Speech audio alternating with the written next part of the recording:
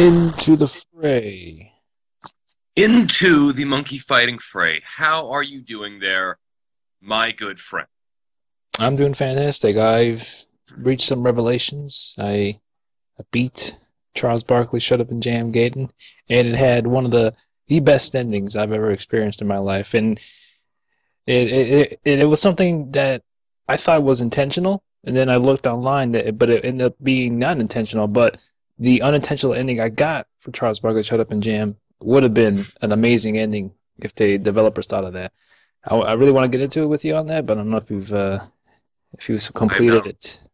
I have not completed it yet, so I would be more than happy to, like very much like Deadly Premonition, just like have its own little episode, even if it's have its own episode dedicated to it. Like even if it's just like a 10-minute or 20-minute thing where we just talk about what we liked about it and just the story so far, because I'm really digging this universe.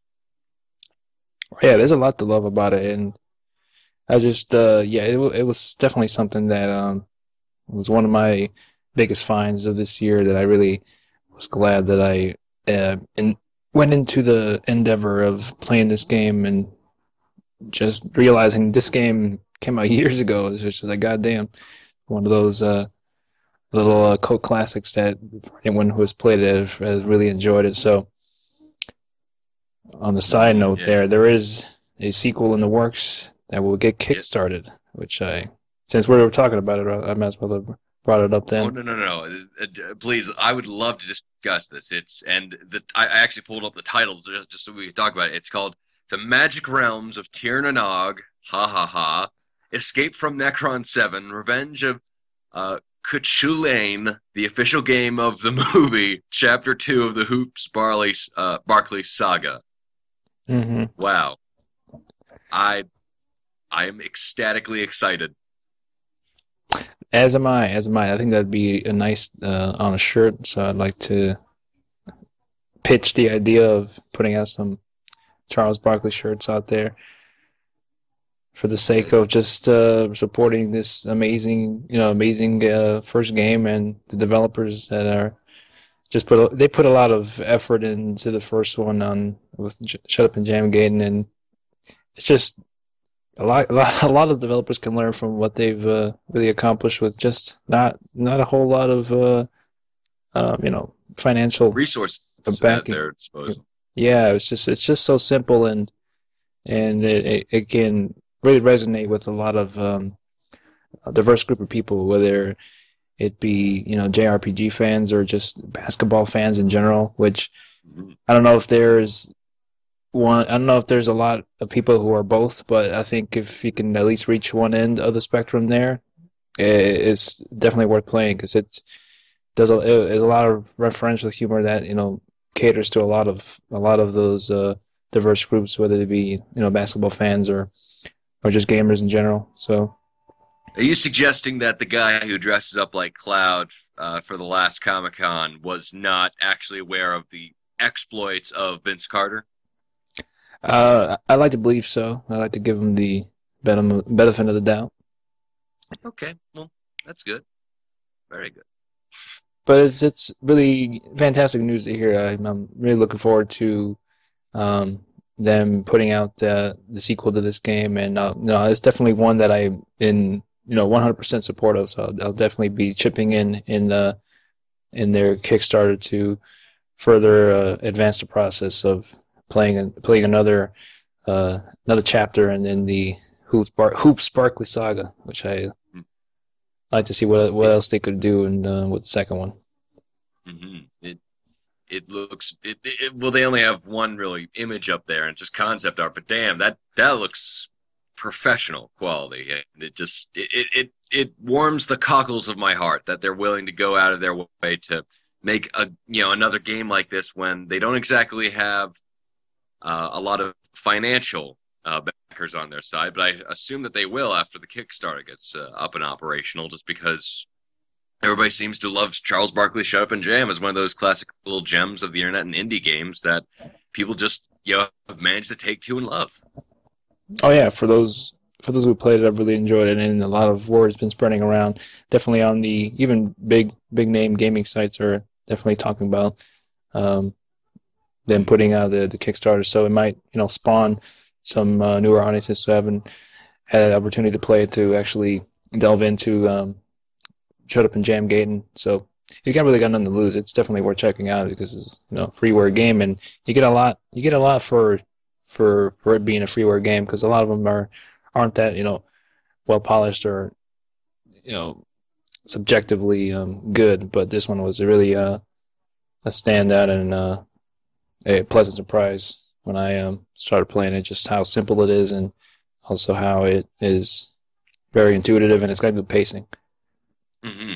Yeah, it's certainly one of those games that takes you by surprise at how deep, intuitive, and just well made that it is, despite the fact that they obviously use sprites and models from like earlier 16-bit games, and they borrow a lot of assets, but they definitely put their own creative spin on it. And I just love the combat system where it's not just like, oh, okay, you can interact with combat in with every single character. It's like every single character has their own set of moves which you can differently use in combat, and they're not every move is going to be the same. In fact, all moves kind of vastly differ from each other.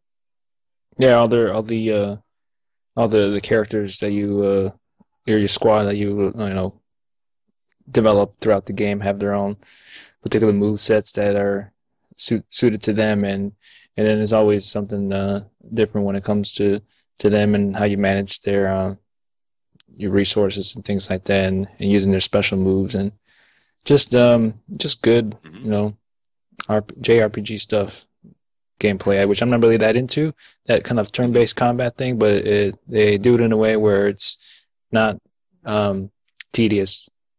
They Yeah, it's they definitely mix it up with also having really well um, written dialogue that's intentionally uh, made over serious, but it also has a side to it that realizes it's pretty redonkulous, but it's still playing along with it and doesn't take itself too seriously. And just hmm Charles Barkley being a very good sort of kind of anti-hero in the early parts of the game. And I don't know if you've stumbled into it, but if you're going around the city of New York, you can talk to some people that I think that are like homeless, and then one of them asks for like one Neil shekel, and then Charles Barkley starts saying, "No, no, no, no, no, get a job."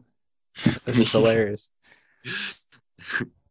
Yeah, they definitely they inject so much personality to the point where you can tell who, even without like the little traditional icon of like the character next to the dialogue, that they dialogue text they throw up there. You can almost tell who's talking just because of how well the writers have kind of associated each character with their writings, with their speaking styles, like how they hold themselves in a conversation, and how often they talk. And it's that amount of details is just really really good. Like you have Barkley, who's the character of Barkley is a lot more abrupt. He's a bit more direct. He's also a lot more rude in comparison to someone, say, like, for like instant hoops or especially Vince Borg, which is pretty easy to tell which one he is, just because he's basically a robot. Yeah, and I mean, it has surprisingly QuickTime events in it, but not. I've only encountered like a couple. There's not. There really isn't a lot of QuickTime events, but when there is, it's a kind of pleasant surprise, and it's done well, especially in the early going of the game. There's a QuickTime event when you're being chased by Michael Jordan, and then you're being framed for doing the chaos dunk.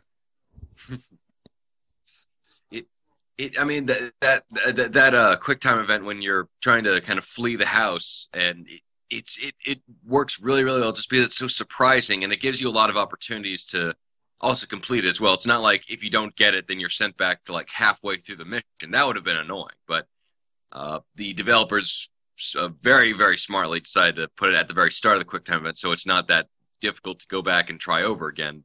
And it adds a lot of, I think, just the fact that they change it up so frequently and so often, even with something that I wouldn't think that I would like, is actually really refreshing because it's always keeping you on your toes and making you wonder what's going to happen next. Yeah, it's definitely when you play, you can definitely see it was made by gamers for gamers. So it has that going for it, and then these weird stats bonuses you can get, which is funny, and enemies can give your whole squad Asperger's, and the only way to cure it is by giving them alcohol, which is pretty funny. Barkley And got diabetes or glaucoma, oh yeah, yeah, all those kind of stat related things that burned or poisoned or paralyzed. It's all like yeah. you got diabetes or glaucoma or something. It's so innovative and just creative in terms of just how it deals with the tropes and conventions of the RPG genre. No, it's fantastic. So, looking forward to seeing what comes of the Kickstarter, and I'm definitely in full support of that. And Well, yeah, so, yeah, I, just want to let everybody it's know. more interesting than Project Eternity, even, or whatever like whatever Obsidian guys like have going on. Like, yeah, forget that. I'm looking forward to Charles Barkley too. Oh yeah, screw all that. I'm looking forward to that from more kind of little guys that really love making some games. So, Chef Boyardee. Mhm. And before we go any further, welcome, ladies and gents, to episode 121 of Blythumb's podcast with myself, CH Gorog.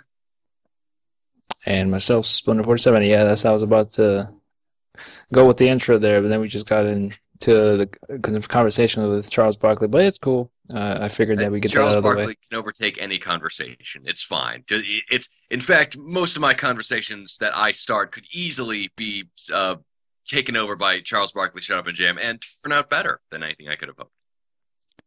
Yeah, that's what it is. But yeah, Yeah. it's just amazing. I'm very happy that I played through that and finished it. It's not a very long game. I think I think there are also secret bosses that I wasn't aware of until I looked back on some of the Let's Plays that people were doing. There were some secret bosses you could encounter kind of just to level up some more before you start facing some kind of uh, bigger bosses like the basketball monster bosses and things like that. And Mhm. there's some really good level grinding that goes on that doesn't feel too tedious or forced. It's just kind of you're beginning on a certain path, and as you progress through different levels, you'll encounter different enemies, and once you fight them, and you usually get to the end where it advances the story, or there's some sort of boss near that. So it's very beneficial just to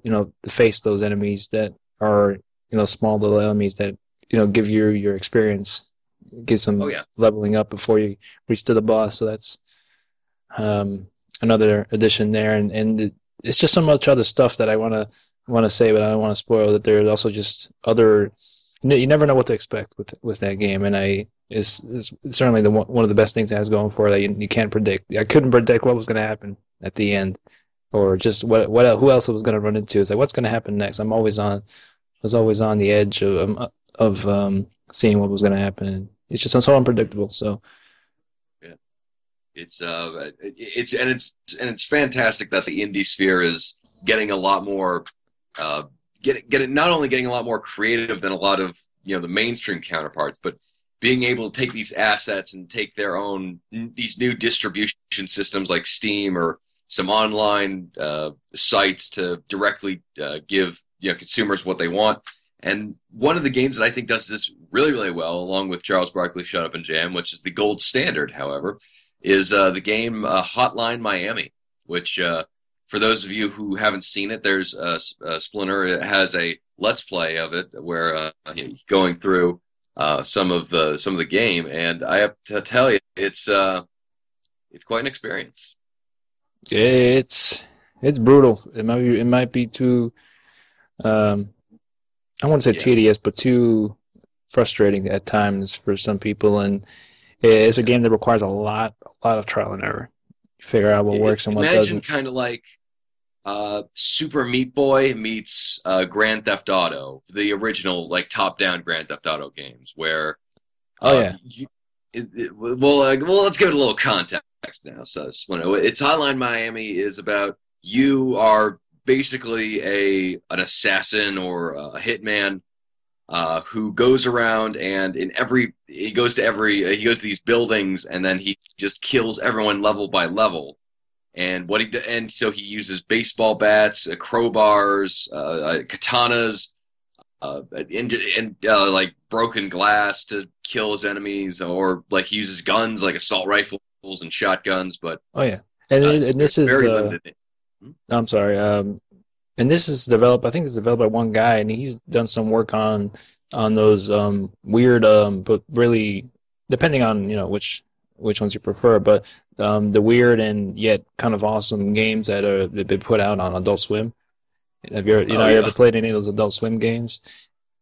And I think that I've guy has worked on some of those games on that are on Adult Swim. So it definitely has that kind of look and style of it that you would usually see in one of those Adult Swim games on that you play online.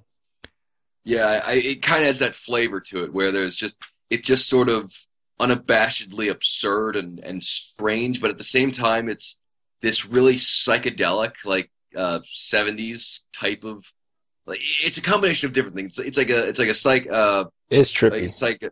Sorry. It's trippy. I think you put it best on the group page where it's like Drive meets David Lynch. Like if it was Oh yeah, Drive directed by David Lynch yeah. and Oh its gameplay it's like you said it's pretty spot on with like Super Meat Boy type of gameplay that requires a lot of trial and error and the look and sort of aesthetics from the original GTA games that were like top down. So yeah. and It's and there's a whole strategy to it. A lot of strategy goes into what you want to do, whether you want to go in guns blazing early or, which is not a really good idea at times because a lot of people can get alerted by just gunshots. So usually would save that near the kind of the end of whether it be two dudes left in a level. And if you I always mess up and miss and get killed, I have to do it again. But a lot of it benefits from doing those close quarters attacks on enemies, whether with crowbars and bats and things like oh that, with that don't make a whole lot of noise and attract to a lot of the other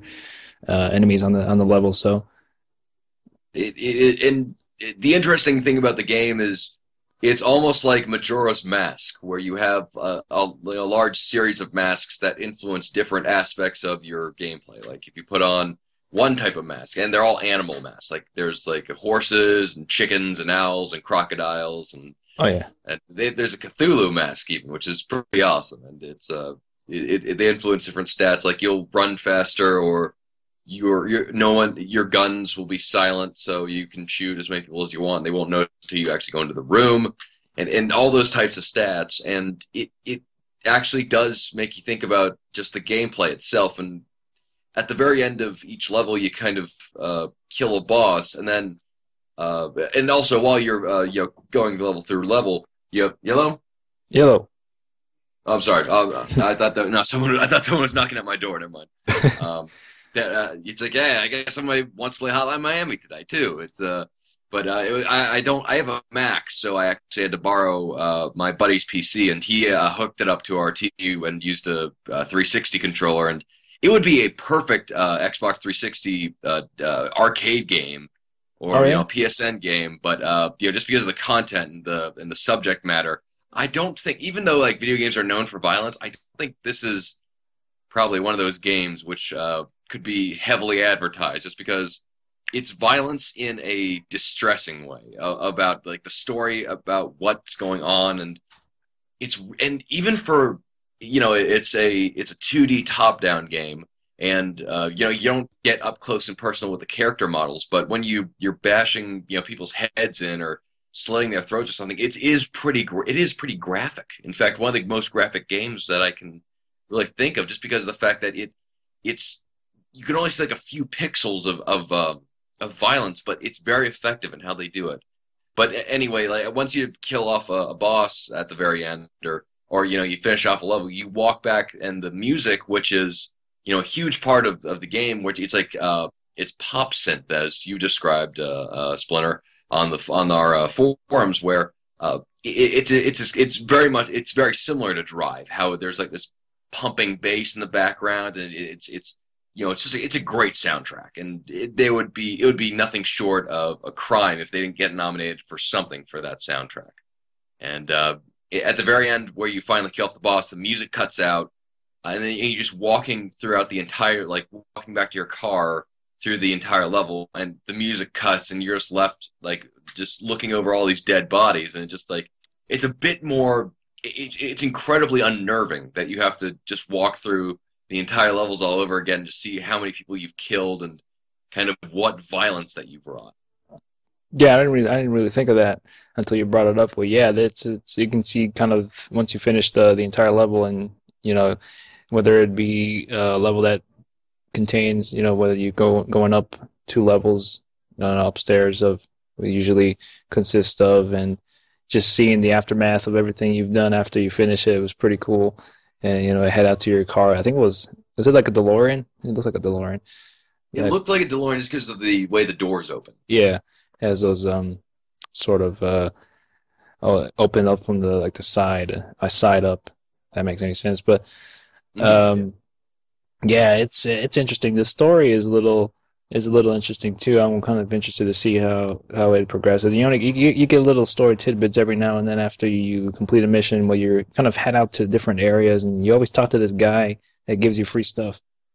Or you go into like a restaurant to get something to eat, or you go to a bar to get something to drink after each and every single mission, and then you go back home. Or it's trippy. It's so weird because like sometimes there'll be like these nightmarish looking scenarios that you find yourself in, and it it is really really just it works very very well with just putting you in the moment of like, okay, how fast can like the trial and error gameplay like makes you really invigorated in terms of just trying to find the best way to kill all these guys, and then move on to the next level. But then when you come down, it's like, holy shit, like this is just really disturbing, just of the violence that they remind you that you've committed. And it's not just something that they said, oh, the bodies will just disappear or something like that. It's like, no, they stay there. And it it is a very very, I think, fascinating game that definitely deserves a lot of praise. I think the gameplay is just something that is intuitively easy to understand, but it's complex enough uh, to master the finesse, the finer points of it. Like the guns can't be reloaded, and you can throw them at people. So you could, like, after you fire two shots of a double barrel shotgun, you can throw it at somebody's face and then run over and then beat him to death, pick up his knife, and then cut another guy next to him. And it's this, it's almost like a puzzle game trying to figure out how to maneuver the best throughout the environment and killing the right people in a certain order. And it's really really fascinating just of how they really how they use the gameplay to keep you on your toes throughout the entirety of it all. Yeah, it is pretty awesome that way that it's on the surface it seems like a pretty simple concept in terms of its gameplay, but it requires a lot more than just going in there and mashing the keys, and because everyone's on kind of equal playing field, so uh you can die with one shot of a gun, as is the same as the enemies, so you're pretty much on equal footing with the enemies, so you just have the time. You have to kind of target the ones that have guns first before the ones that have whether it be like pipes or anything like that. But even then they can still kill you. Pretty simple, as you can kill them. And there's definitely a strategy to it. I love I like breaking down doors and knocking guys out and killing the Yeah. other dudes. I always forget to sometimes to kill the guy that's knocked out, because he always gets up and stabs me in the back. It's like, ah, shit, I forgot to kill him. But Yeah. that's a nice little trial and error of it. And yeah, the music plays a big part of it, and just from loading up the game, it's trippy as all hell. That hmm that title screen. So I got that off of Good Old Games. I know they have that on Steam. I'm sure it's a lot simpler off of Steam because they always updating it. I know like the first week it came out, it had some slight issues and bugs that were going to get patched after that, and Yeah, there's so been a slowdown. yeah, it was a bit of a slowdown. I think it's kind of calmed down now. I think the latest patches kind of resolved some of the issues it had, and sometimes it would crash on me, and other times sometimes it wouldn't. And it didn't have any 360 plug-in recognition. The first week it was out, and now I think it's supported. I've been playing it with the keyboard and mouse. I feel that is the most for me, anyways. I feel more comfortable playing off of that. It seems more Oh yeah, accurate for me. I don't know how different it is on the 360 because I couldn't imagine playing that on the 360. it translates actually pretty well to a 360 controller, but yeah, it's definitely played best with a keyboard and mouse, just because of like. Surprisingly, it requires actually a good amount of finesse to how close you can kind of aim your cursor. For instance, when you're trying to shoot someone from across the level, you really need a good shot. And then so it definitely adds a little bit to the tension by being able to kind of minutely aim your reticle, but like and that doesn't exactly translate over to the 360 incredibly, just because it works very well, but just it does not have the minute changeability that a keyboard and mouse can offer. Yeah, I was curious on how well it translated on a 360. I might actually try it out and see how it works, but I might end up going back to keyboard and mouse. I'm not very far into the game. I know that there are a couple of chapters in there. I'm on like 6 or 7. I'm having trouble with the one that you're in a room with just one guy and you just have to like just move out of his way and in order to grab a weapon and do melee kill on him. But it's proven to be a lot difficult than it is, and it sucks because you got to go with each level. You gotta have to do it in one go because it's not something you can save at any time. So it's either go big or go home with that game. So It's a good thing that there are no limited lives, just because if that was the case, I would have lost early on in the game. Just oh because god, no. yeah. Oh yeah, if it was just like if this like had the Mario like 5 lives thing, like you could imagine that we'd still be talking about like the first levels. Like I don't even know how to get past that guy. Like maybe you take the crowbar and try to do that. Like nah, it is good that they have the unlimited lives thing. And I was looking at the Wikipedia page for Hotline Miami. It was done by two guys. The first was his name Jonathan Soderstrom and Dennis Whedon, who previously collaborated on Keyboard Drum Set Fucking Werewolf, which is an interesting title to say the least. Definitely. It's yeah. So this is one game that I wanted to get this feeling out of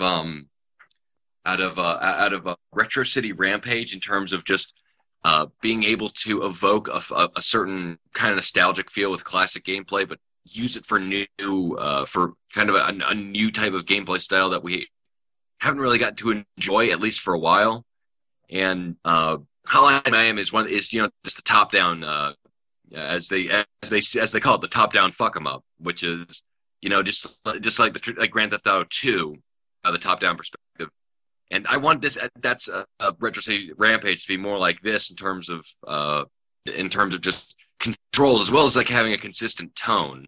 And this is just fantastic. This is a great game, and I think it's easily one of the best games of this year. And I would definitely recommend for anybody who doesn't mind really disturbing content. But then again, seeing as who plays video games these days and what they usually play, I wouldn't be surprised if they have this. Where it's just this interesting game of surreal storytelling, conspiracy theories, just violence, and just the weirdest stuff you've seen this side of a French surrealist film. It is one to check out. I'm very, very happy that some of the kind of 8-bit type of games are coming back in a way, and I like that they don't. I like that they at least incorporate, the modern elements into those games, like Retro City Rampage. I've only played a couple of minutes of it. I haven't really delved into it quite yet. But The problem that I had with Retro City Rampage was just that it's not a comedy game that references other like it's not like Cabin in the Woods. I think that's a great horror film because it references other horror films directly and indirectly, but it uses its own narrative to justify why those things are in there. hmm, And that's why I think that type of incorporation is great. This Retro City Rampage is like throwing references at you and just hoping that you'll get it. They're like the Friedberg and Seltzer of video game writing, where they're just references. They're not even jokes. They're just like, oh look, it's Solid Snake. Oh look, it's Metal Gear. Oh look, it's the Joker. Oh look, it's Bill and Ted. And that's fine if you really like 80s culture, but it's not. It really isn't that good in terms of the writing. And what I like about Hotline Miami is that it actually uses the timeline. It justifies why the timeline is in there and the story that it's telling. And and also the fact that they're using pop synthesized music from 80s culture, but it's used in a way that sort of undermines the tone of everything. Just because when you see kind of the opening title screen and you hear the music, there's something sinister about it. There's something not quite right about how they're using the color scheme of kind of like the hot pinks and what you stereotypically think of the 80s and the kind of the pastiche of what's of what our culture's kind of made the 80s. But they're using it in a way that doesn't seem quite right. That something's off about how they present it, and that works really, really well to its benefit. yeah, I hope that it gets some recognition in its soundtrack. I know most of the music on there. I think it's licensed. I don't think it was specifically made for the game, but regardless of that, I think it's still a pretty fantastic soundtrack that goes well with what you're doing on the game. It's really really good. I really enjoyed it. The music Oh for yeah, that.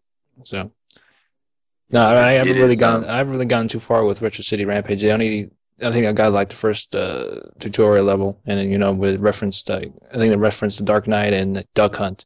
That's like the early Yeah. parts. So that's how far as I gotten. I'm still interested to check it out. I like the customization you have with the interface. You can change the background on it and just the different. You can change the different colors on it, which make it look like a completely different game. Make it look like those older Yeah. arcade machines. That's really a nice little attention to detail that you don't see a lot in those type of games that get put out for new releases. But Yeah, that there's a worked lot of pretty well for options. my 360 controller. So Hmm.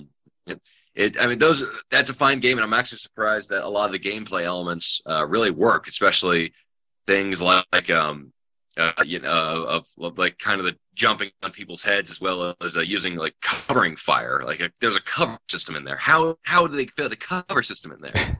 But they managed to do that well, and it is there's a lot of variety in terms of just everything. And it's kind of like it's almost like it has the pacing of a WarioWare game where you're constantly doing something. It's like 5 minutes of this, then you stop and go off to the next thing. It's like, okay, then 5 minutes of this, then you stop and go off and do the next thing. And it's built around a lot and just a couple of core mechanics that really do work well. And I'm I'm I think Retro City Rampage, the gameplay elements in that one, those are good. But yeah, I do think kind of there's ludonarrative dissonance, which just basically means that the gameplay and presentation don't exactly match up that well. hmm. And just my opinion. And but I think like Hotline Miami is a perfect example of how they match up incredibly well, and just of how everything works out. So yeah.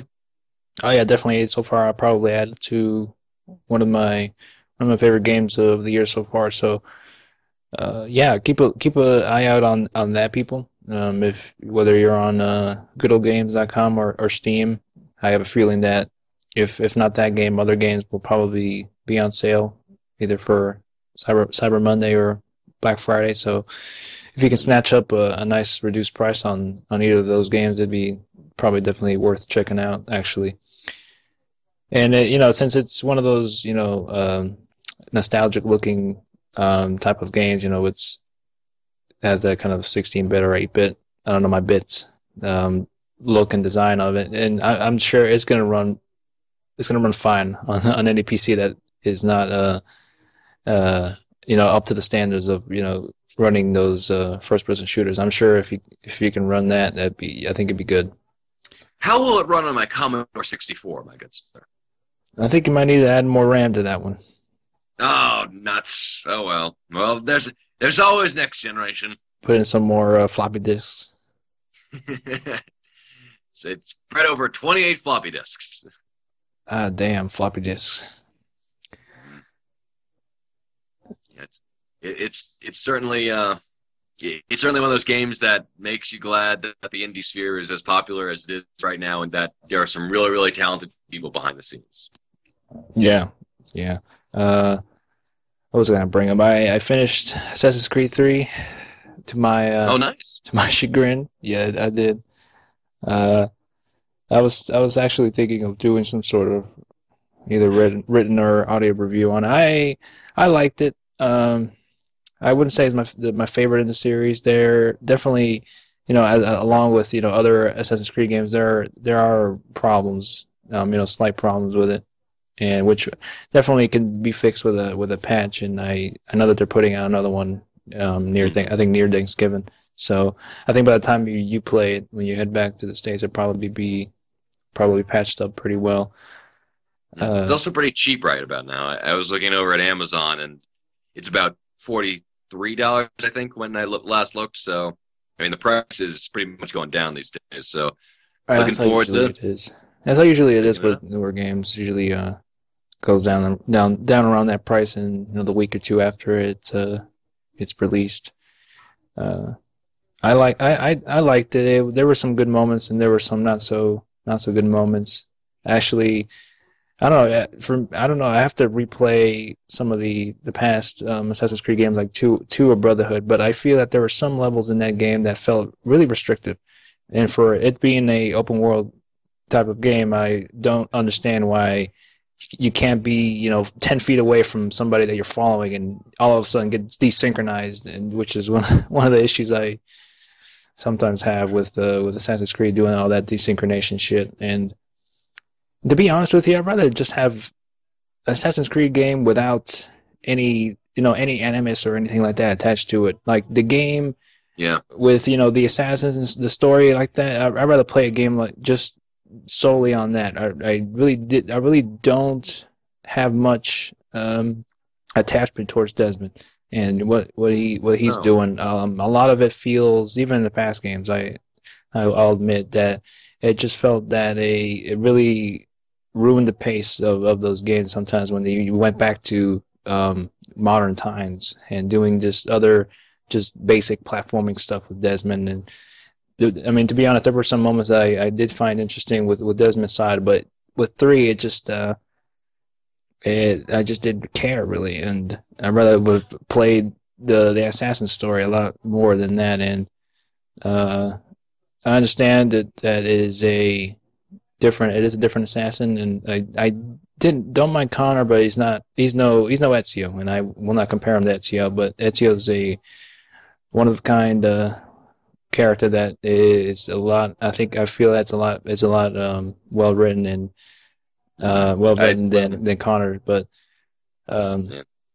he's I just a will different admit that. character. I'm sorry. No, go ahead. Oh, I was just saying. I was just saying that I'm not a huge fan of Ezio just because I don't think he's that fascinating of a character. But I will admit that he is much better written than Connor, he's really just there, where he doesn't really have his own personality. He doesn't really have his. I would have liked to see, and I don't own the game myself. Fortunately, my one of my residential neighbors here at the campus, her name's Sarah. Hmm. Hi, Sarah. You got a shout out. Yay.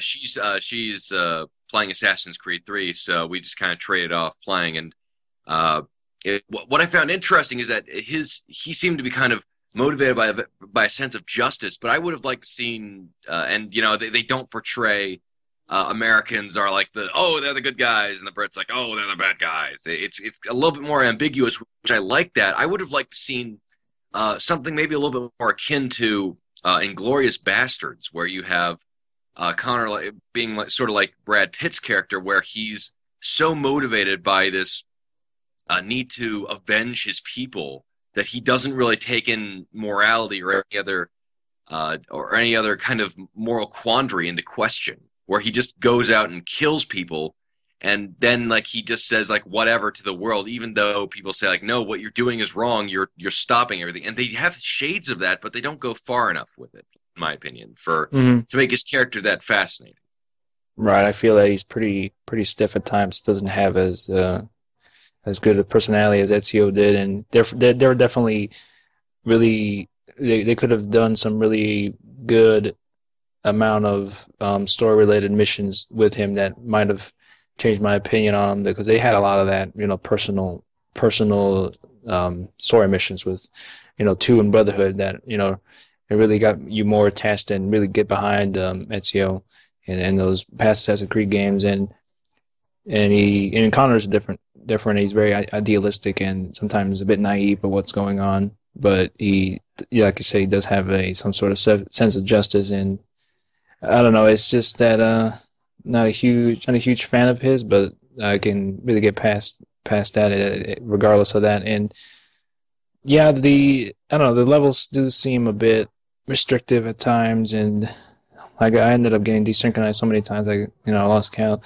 But some of the cool moments that you would see in the trailers that him going into the fray, as we like to say here, taking down some Brits. That none of that really happened, because if you even try to do that, you're gonna get killed and getting shot. There are some interesting moments they could have put into the game, instead of just having you like run cover to cover, avoiding these shots. Well, which in retrospect seem realistic, and something that maybe would be something that's more grounded into reality. But this is Assassin's Creed. Let's make it more non-grounded to reality. Let's just go in there and start killing all these British soldiers. But I don't know. There are some interesting moments, but the best parts of the game. One of the best parts is just that those naval combat missions are definitely worth checking out. Oh yeah, it's Master and Commander-esque, where you just captaining a ship and just telling your men to like load arms, like it's hard to starboard, that sort of thing, where it's I like that sort of naval combat where it hasn't really been done before, and that kind of sense of how they use it, and it's kind of a fun endeavor, and it has a lot of interesting ideas that don't exactly gel completely well together. Like there's the whole, it's like, oh well, why don't you help this guy so you can build furniture for you, so you can sell more furniture to buy this thing, and then you can open up trade routes to sell more furniture. It's like I'm not exactly sure that this is sort of the thing that I want in an Assassin's Creed game. Like, where's the assassinating? Like, at least in the first game, I know there's not as many options, but, it was all about kind of planning your assassination. Yeah, a lot of those side missions, some of them are interesting, but I never really delved into them like I did with Brotherhood or 2, because some of it actually was in some way a requirement, because you actually felt like you're actually completing something by gathering up assassins, and they ended up being very beneficial, that you'd gather up some assassins, and also helpful in a way when you're doing missions, that you could take out your targets just by calling an assassin and just stabbing them, and you just watch in there and not have to do all the work. And a lot of the side missions just are there for just to get more cash that you don't have a lot to spend with.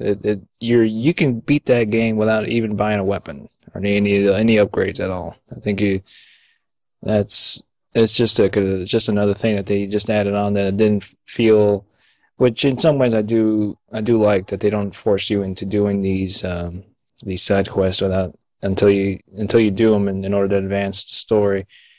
Hmm. Unless the side quests are used for story purposes, I don't mind doing those. But early on, they usually they've presented you with most of the side missions and kind of get acquainted with it. And I had no idea what the hell I was doing with that lumbering thing. I didn't even bother. It was so confusing. It has reached the point uh, where Ubisoft has kind of got this core gameplay, but they feel like, okay, we need to keep on evolving it. So what do we do? And then they had these little side missions, like they had the siege mode in Revelations, which didn't really. I only used it once, and that was during the tutorials of the siege mode. And and I think they need to feel like, okay, how do we keep on making it interesting? So they throw in these side missions, which they don't exactly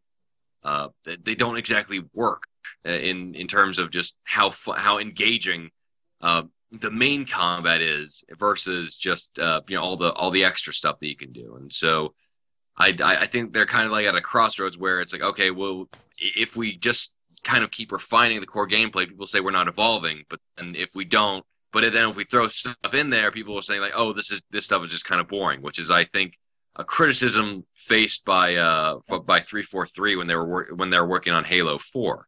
Like a lot of reviewers have said like, oh, it's Halo 4, so it's just like the Halo gameplay that you know and love refined, and then that's it, and then there's not much improvement in there, quote unquote, um, that you'll find in there. And a buddy of mine happens to have a Halo 4 over here. We sat down for a while and got to play it, and I got Nice. to watch a lot of the cutscenes and played some of the multiplayer. And I gotta say, it's actually a pretty good game. I think I really like Halo 4, and it's uh, definitely probably one of the better stories, one of the if not the best story out of the series so far. And I think I enjoy the hell out of the Halo 4 gameplay just because it's that more strategic gameplay than say something like Call of Duty or Half-Life where you're given and yes, I know I'm going to incur the wrath of the Half-Life fans. Oh no, no, it's no, I'm joking, Half-Life fans. The gameplay in Half-Life is good, but it doesn't feel as challenging as it does in Halo, especially on the higher difficulties where you have to think of strategies for each type of enemy type, and they work together very well. Like if you kill an elite, then the grunts might scatter and go away, or they might take out like their grenades and do a suicide run. Or if you like for the new enemies, for the Prometheans, you could you have the knights, the sentinels, and the watchers, I think. And if you don't kill if you don't kill the watchers, then they'll resurrect the knights, and then they can also generate shields. So you got to take them out first, but then you have to worry about the knights getting up too up close and personal. So it's this constant ebb and flow of okay, which targets do I need to take out first, in what manner? Do I need to take down shields? And it just I think it's a much and I'm sorry I'm getting away from Assassin's Creed 3 a lot, so No, I'll bring it that's right fine. back around where that it's that traditional type of gameplay that you know and love, but if it doesn't change, then people start complaining that it feels too similar. But I think that we need to build up a resistance to that type of complaint, at least in the idea that it needs to be just by the very nature of a sequel, it has to be either either just sort of radically different from what has come before or different so much that it doesn't resemble the last product or Hmm. the last entry into the series. Yeah, I think that's one of the small problems I have with three. It's that they throw in too much side quest that you can really get lost in, which I'm all for. I don't mind it a lot, but it's not very beneficial. Not very beneficial in my opinion, because I played through that whole game without really using any of the weapons I purchased, and that was pretty fine. I had a sword I never used. I used to use a tomahawk, and that was pretty effective, pretty much Mm-hmm. throughout the whole game. And but it has its highs and lows. It's but even Assassin's Creed 3 on it's not so. I mean, the Assassin's Creed games, even if they're not 100% on their game, they're still better. They're still better games and experiences than you would get any other any other game. There's very interesting and good experiences that you don't get a lot of in with games. Even it's like it's like what didn't you say something like you said you didn't like I know you didn't like Dark Knight Rises that much, but it was even though it wasn't the strongest in the series, it's still better than any other of those summer movies that come out. Even on Nolan's bad day, he still pumps out pretty decent flicks.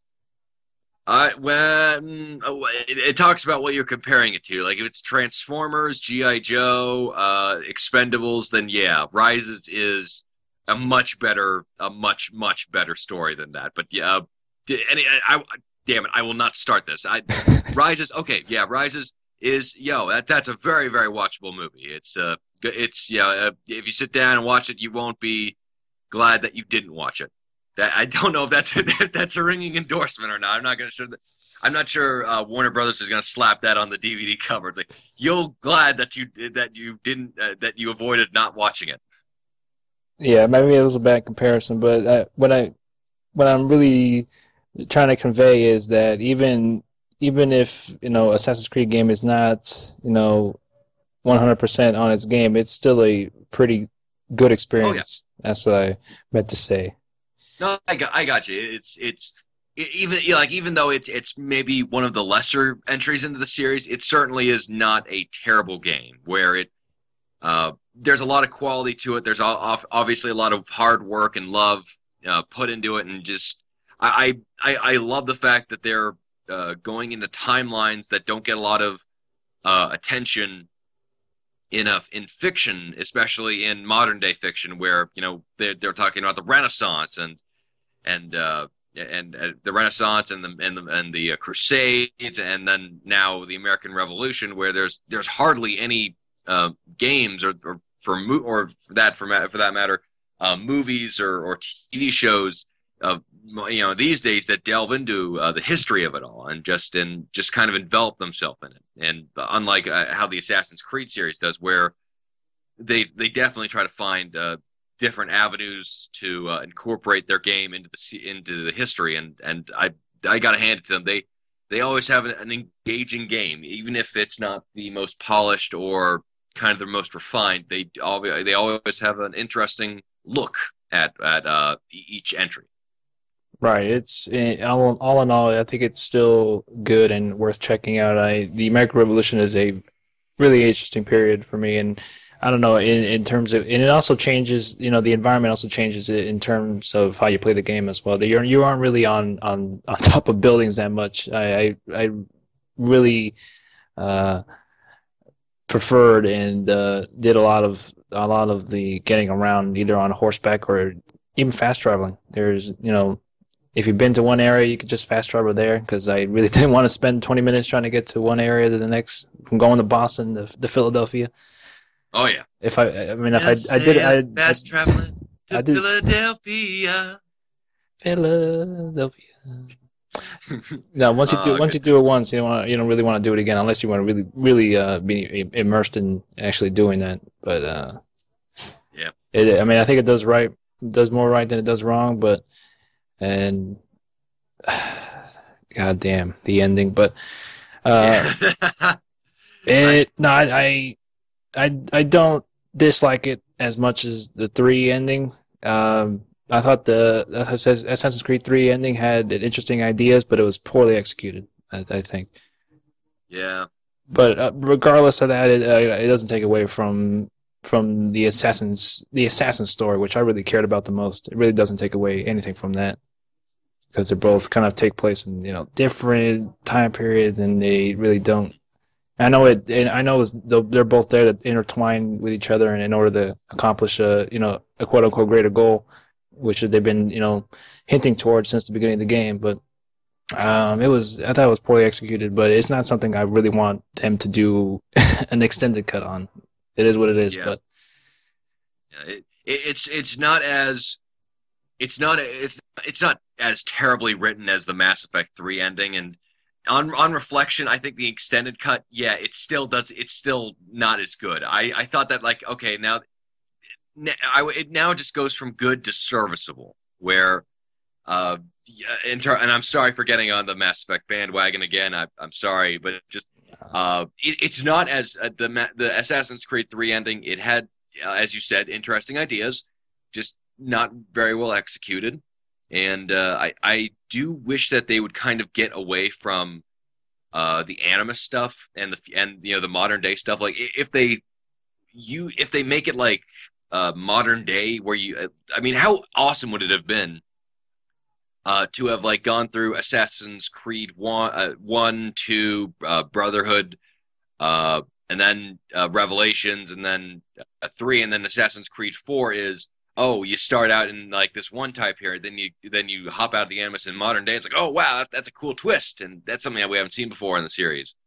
But the Animus stuff seems like the least focused on in terms of what's praised in the series, where everyone's like saying like, oh, the combat's great, or oh, I love these the different ways that you can assassinate a target, or the presentation is awesome, or the music, but no one ever comments on the Animus stuff. And then whenever they talk about it, they're just like, yeah, I wish I didn't play that much, that kind of that amount of game, just because it's not as engaging as the characters and story in the past. And frankly, it's kind of if you combine all the Animus elements over the last 5 games, they don't really add up to a fascinating story. Everything else is just sort of hinges upon the stories being told in the past, and that's just kind of lazy storytelling in my opinion. Where if you're going to incorporate like a future variation on the story, then just make it as interesting as the past, or don't have it at all. Oh yeah, I definitely agree, and I felt this way even from the first one, to be honest. And I will give some credit. So there were some interesting moments with Desmond. I think at the end of Brotherhood it was sort of interesting, but other than that, there was a little bit of character development with Desmond. Went from a douchebag bartender to having some sort of purpose and saving the world. I didn't get that he was a douchebag. Just because he just was so bland. I mean, the only thing that I really did, the most emotional he ever got in any situation was he was the first time we saw him in Assassin's Creed 1, where he's waking up, he's just like, how, like, I can't believe you guys fucking did this to me. And then that's kind of it. Yeah, maybe a douchebag was the wrong word, but no, that's probably a good. I haven't done a lot of Desmond stuff in a while, so it just it's kind of just eluding me. But I didn't really like his character that much. Yeah, that just goes to show you that the Animus stuff isn't very memorable, since I'm trying to remember the first one, to be honest. But yeah, I mean, yeah, a lot of the out of the Animus stuff feels really really feels half-assed at times, and doesn't is not as engaging as the Assassin's storylines, and just doesn't seem like they put a lot of effort into that side of the spectrum when you're out of the Animus that much. But there are every now and then some interesting conversations you have with the other people you're with. I know there were Sean and Rebecca. Yeah, Sean and Rebecca, they had some interesting things to say, but other than that, it just doesn't. I just wasn't a huge fan of the stuff you did out of the Animus, especially with Brotherhood, and in 3 you were just kind of wandering around and trying to see, just putting in those power sources in 3, especially to unlock that door that's blocking your way, and having these sort of these little encounters with Juno and things like that you would little tidbits on that, but. No, it's just not very interesting, really, and I think they'd be better the way 3 ended.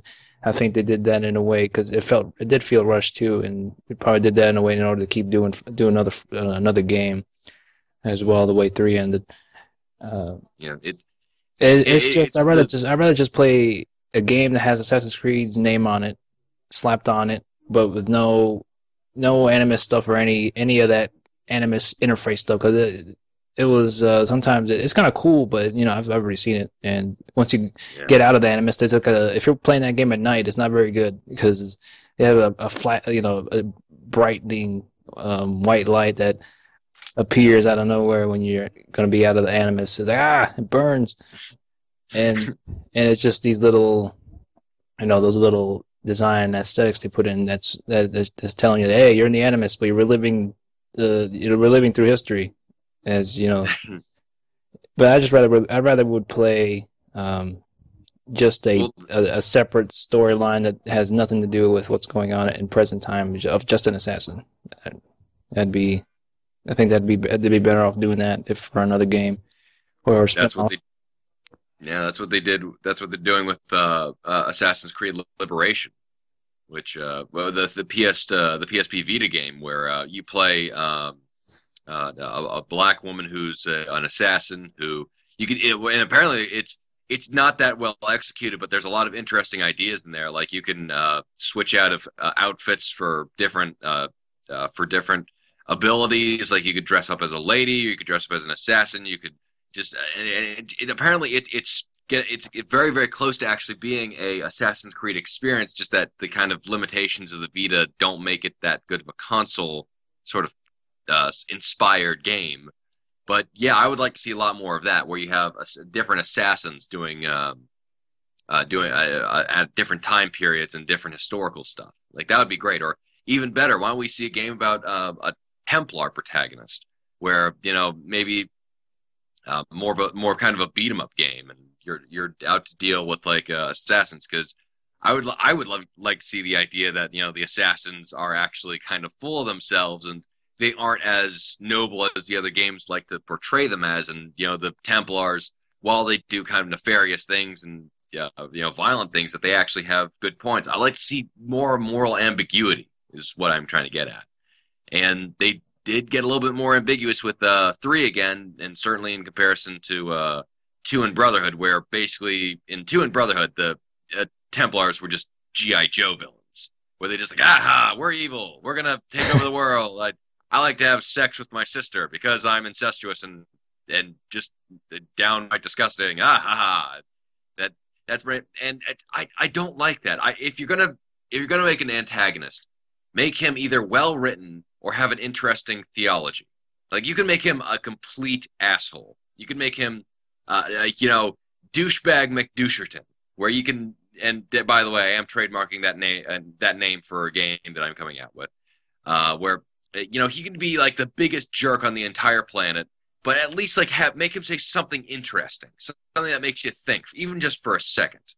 And like that's good. That is what I like about antagonists. Like if you just have like James Cameron, a mustache twirling, oh, I love money and power type of antagonist, then that's not interesting. That's far from interesting for me. And that's kind of how I felt about 2 and Brotherhood and Revelations, where none of the antagonists were as fascinating as the protagonists. And that's kind of, when it's one-sided like that, then there's kind of no interest in seeing any more of the antagonists.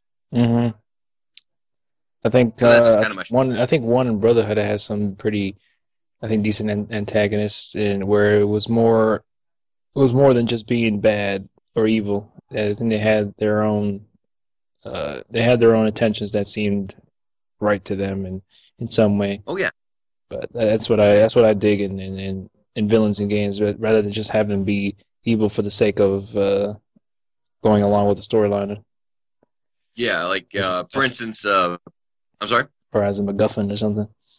Yeah, that would be kind of bad to see. Just have like having them as a gate, that doesn't, I don't know, that doesn't seem as good. But well, like for instance, in the game Red Dead Redemption, Dutch, who's kind of like the ultimate big bad, is he's actually, when you get right down to it, he's an interesting character. He's a complete murdering psychopath, but he has a very interesting look on life. And even though it's something that you may or may not agree with, it's at least something about the character which sticks with you.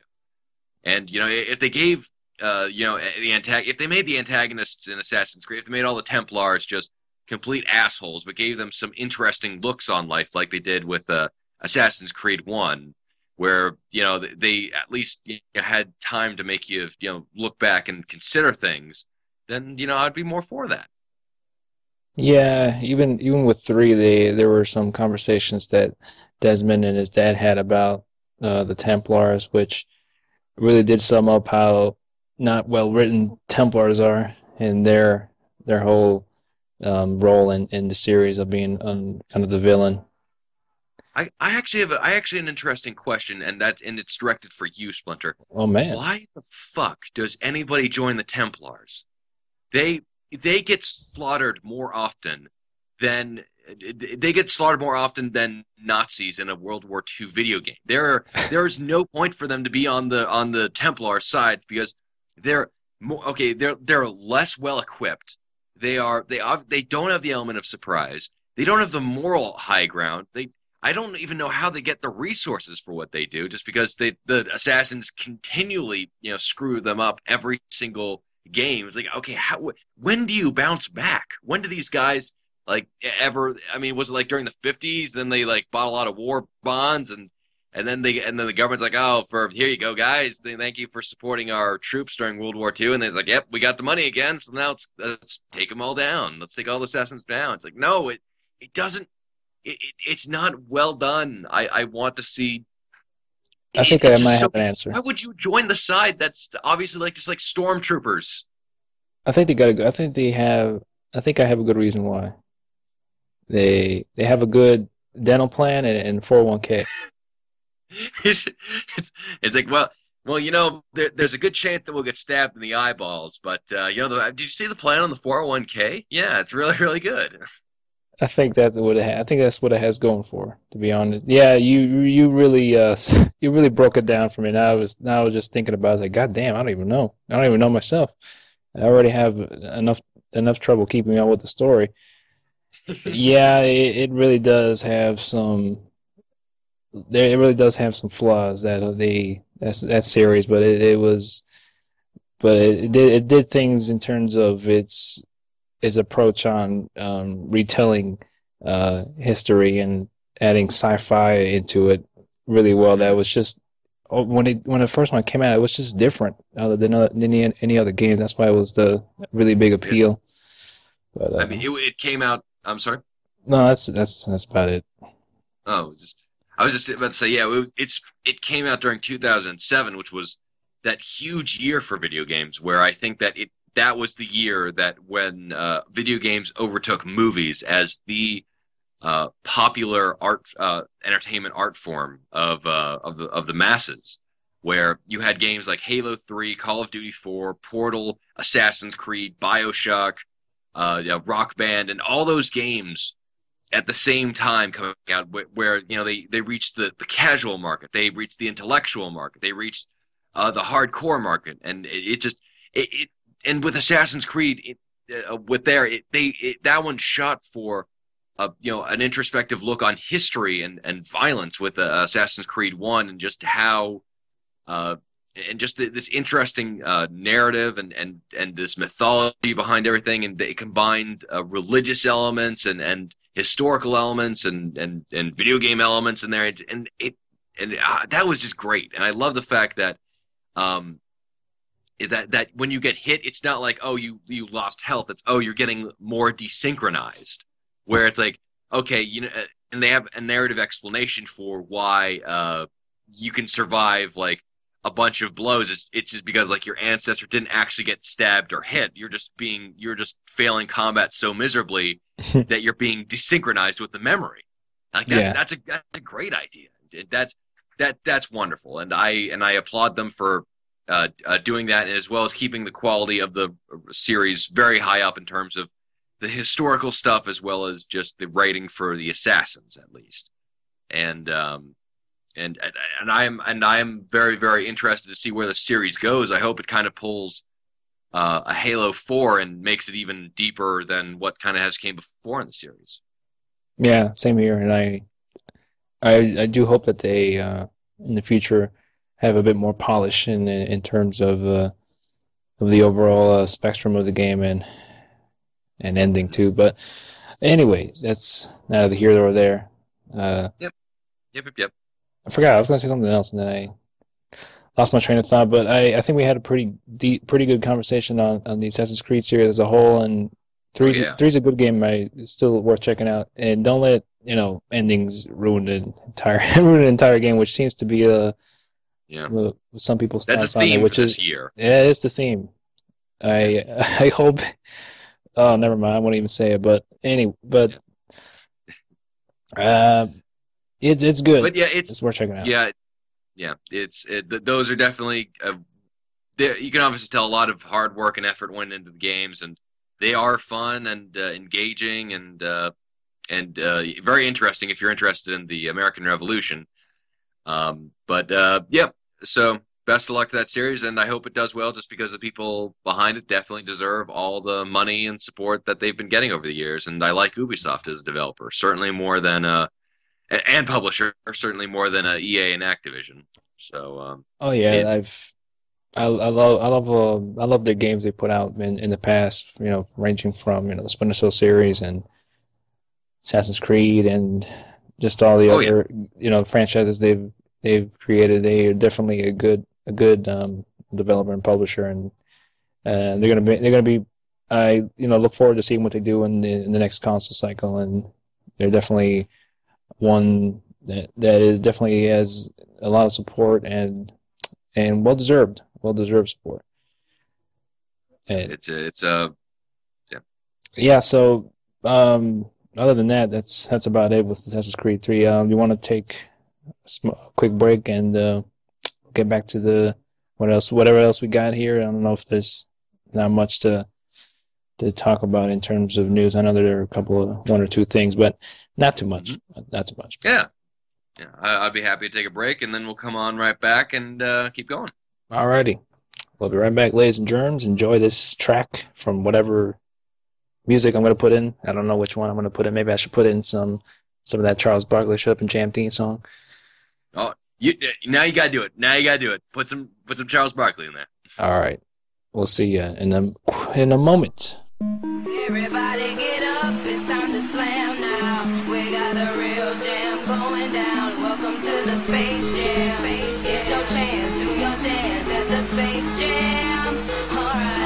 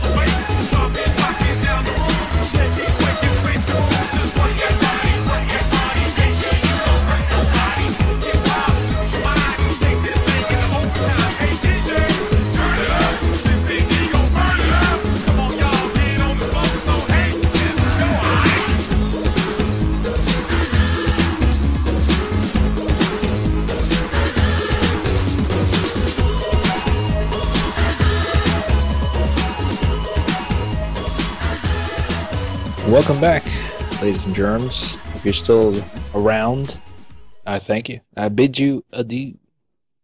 Oh, well, now we're back, ladies and gentlemen, and so I suggest we start off on a very, very high note in that on the 16th, which was a Friday, Shigeru Miyamoto has turned 60. So that's cause for celebration. One of the greatest known game developers of all time, who influenced the course of the industry, who created such iconic characters as Mario and Link and Samus and Donkey Kong and basically everybody that Nintendo has been using for the past 20 years. That's all. Most of them have come from Miyamoto's brain. So I have nothing good things to say about the guy. And happy birthday, Mr. Miyamoto. We are glad that you and your surprisingly smiling face are still here after all these years. Oh yeah. Wish them the best of luck and more years to come. More years to come. Maybe make a new IP. That'd be nice. But That for would Nintendo, be. 'cause Well, they owe a lot. They owe a lot to him. Really, they've been oh yeah. they've been pumping out the same games for the last 20 some odd years. That's how good they are. They're just so good that Miyamoto's idea was just so good. It's like got to keep on keeping on. Oh yeah, nothing against that. The first games I played were like Super Mario and Super Mario, and it's something that it's always is generational. I think anyone could really get into any Mario game and get a lot out of it. It's just a really uniquely designed world and in games, and I don't know. I just feel that Nintendo should put out some newer IPs, but Mm. that's Well, a topic for another discussion. yeah. Mm. So just happy birthday, Mr. Miyamoto, and please keep on with the competition between you and the Cheshire Cat on who could smile the longest. Because I've never ever seen a photo or a video of that guy where he is not grinning ear to ear like he's got a really funny dirty secret, really funny dirty joke to tell at a party, just like waiting for like everybody to for the ladies just kind of walk out of earshot to turn to the guy who goes, "Hey, do you know what the woman said to the guy in the bar?" And he's like waiting for that moment. Mm-hmm. So Yeah, that's cool. happy birthday. Happy birthday to you. Birthday, Mr. President. I won't go that far because that's now a disturbing image of Mr. Miyamoto. So yeah, we'll go on. Let's go on to a more another podcast topic, which is Tom Hardy has been cast as the protagonist in the Splinter Cell movie, or he's in talks with Ubisoft to be in the Splinter Cell movie as the protagonist, and some people have assumed that he'll be playing the role of Sam Fisher. Sam Fisher.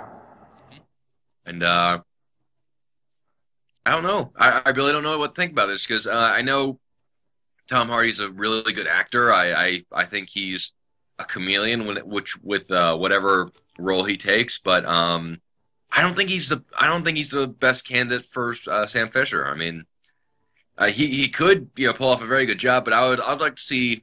Well, first off, I'd like to see Americans taking over these roles because damn it, the Brits are taking every single role that we have for an action hero now. I mean, we had Thor, we had Batman, we had freaking Batman taken over by a Brit, and now Sam Fisher, who's we had Michael Ironside doing the voice, and come on, I mean Timothy Olyphant's right over there, he's perfect. He's basically born to play that role. Come on, have you seen Justified? And don't forget Jason Statham. Jason Statham. Wait, what character was he? Oh, for Sam Fisher? No, just as the Brit taking over the action hero roles. Oh yeah.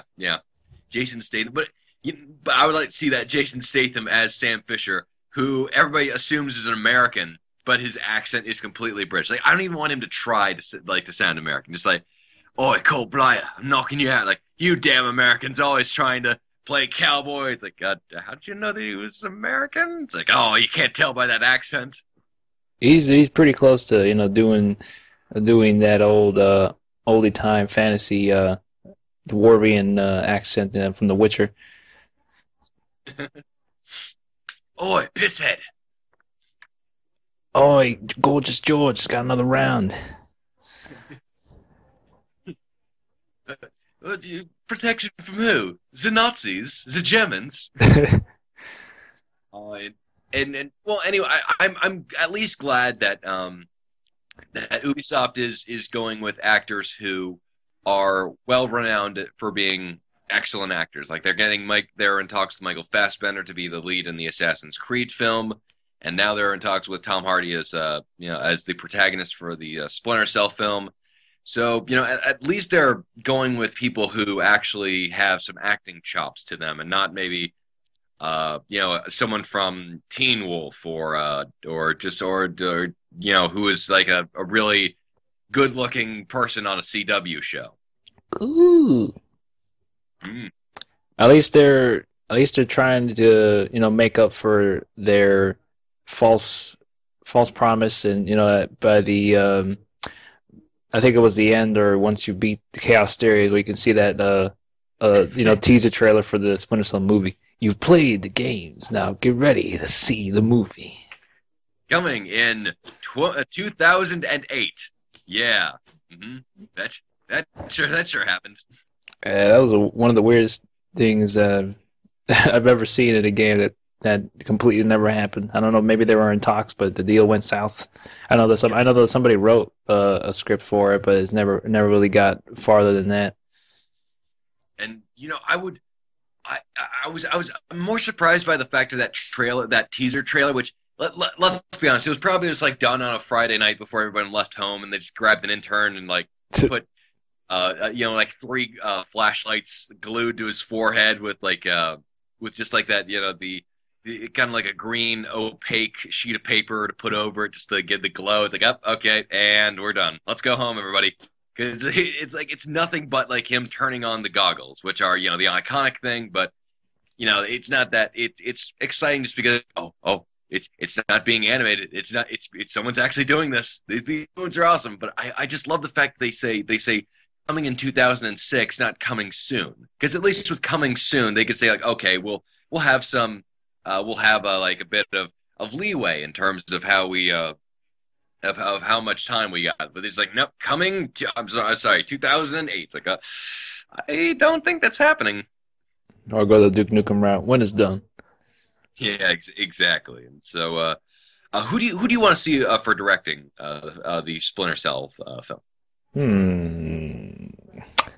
There definitely a good amount of directors that don't get a lot of praise that are very underrated. I wish I could think of one right now. But I'm just trying to remember some candidates. Maybe Guy Pearce could do some of that. He could direct action pretty well. It has definitely a unique sense of style and direction with his films, and just how the cinematography is done, and especially with Snatch, and how they transition from the other characters on that big old ensemble film that they got going on there with Snatch.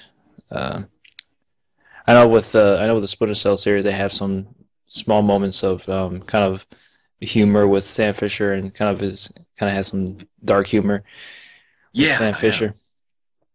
Yeah. That's something that I think is a very important aspect of the series that doesn't get mentioned a lot, is the fact that Sam, like, in order to kind of cope with all the violence around him in these high tense situations, he has this very dark sense of humor about him, where we were talking before, where he's interrogating somebody, and he'll be he'll say like, "Oh, he looks like you forgot the shave this morning. Here, let me help you." He brings the knife close to his neck, like, "Oh, okay, wait, I'll tell you.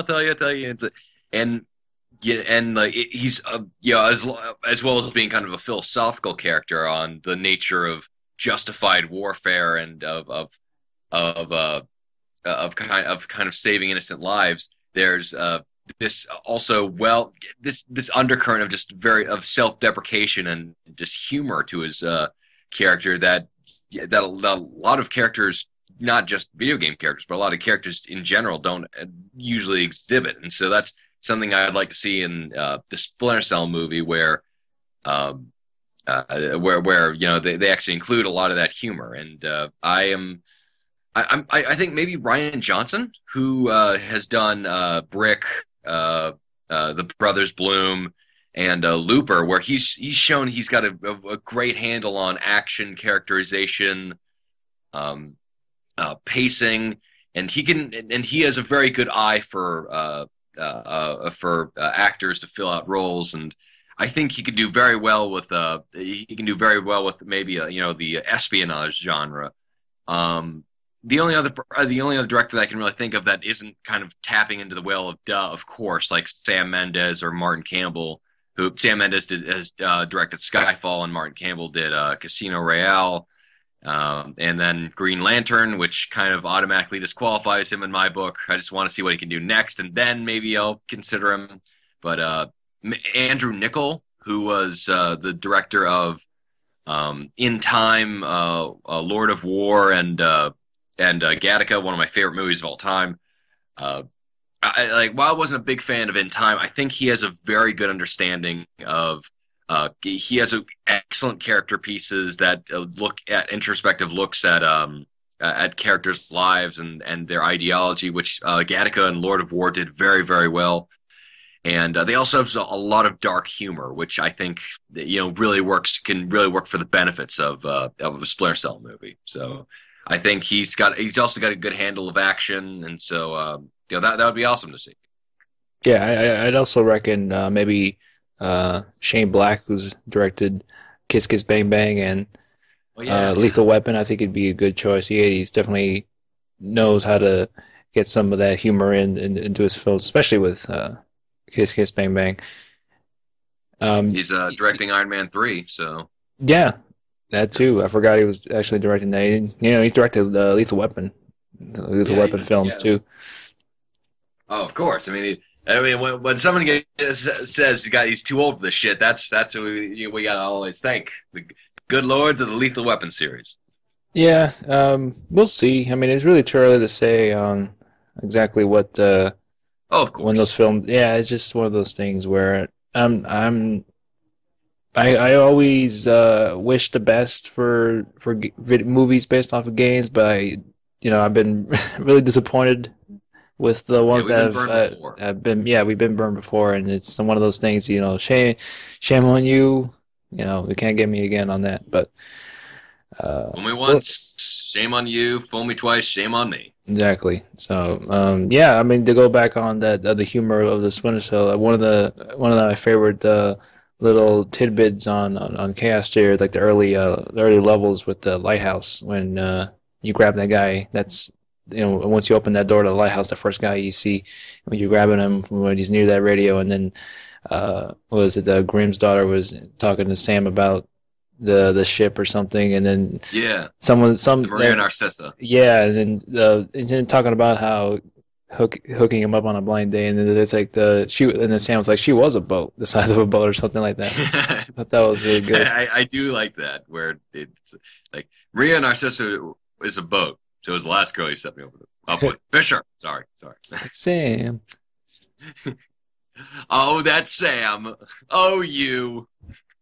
Yeah, it's just those one of my favorite moments in that game, and also the one with I think it was near the lighthouse too, when you grab one guy and he was going off on some story about it.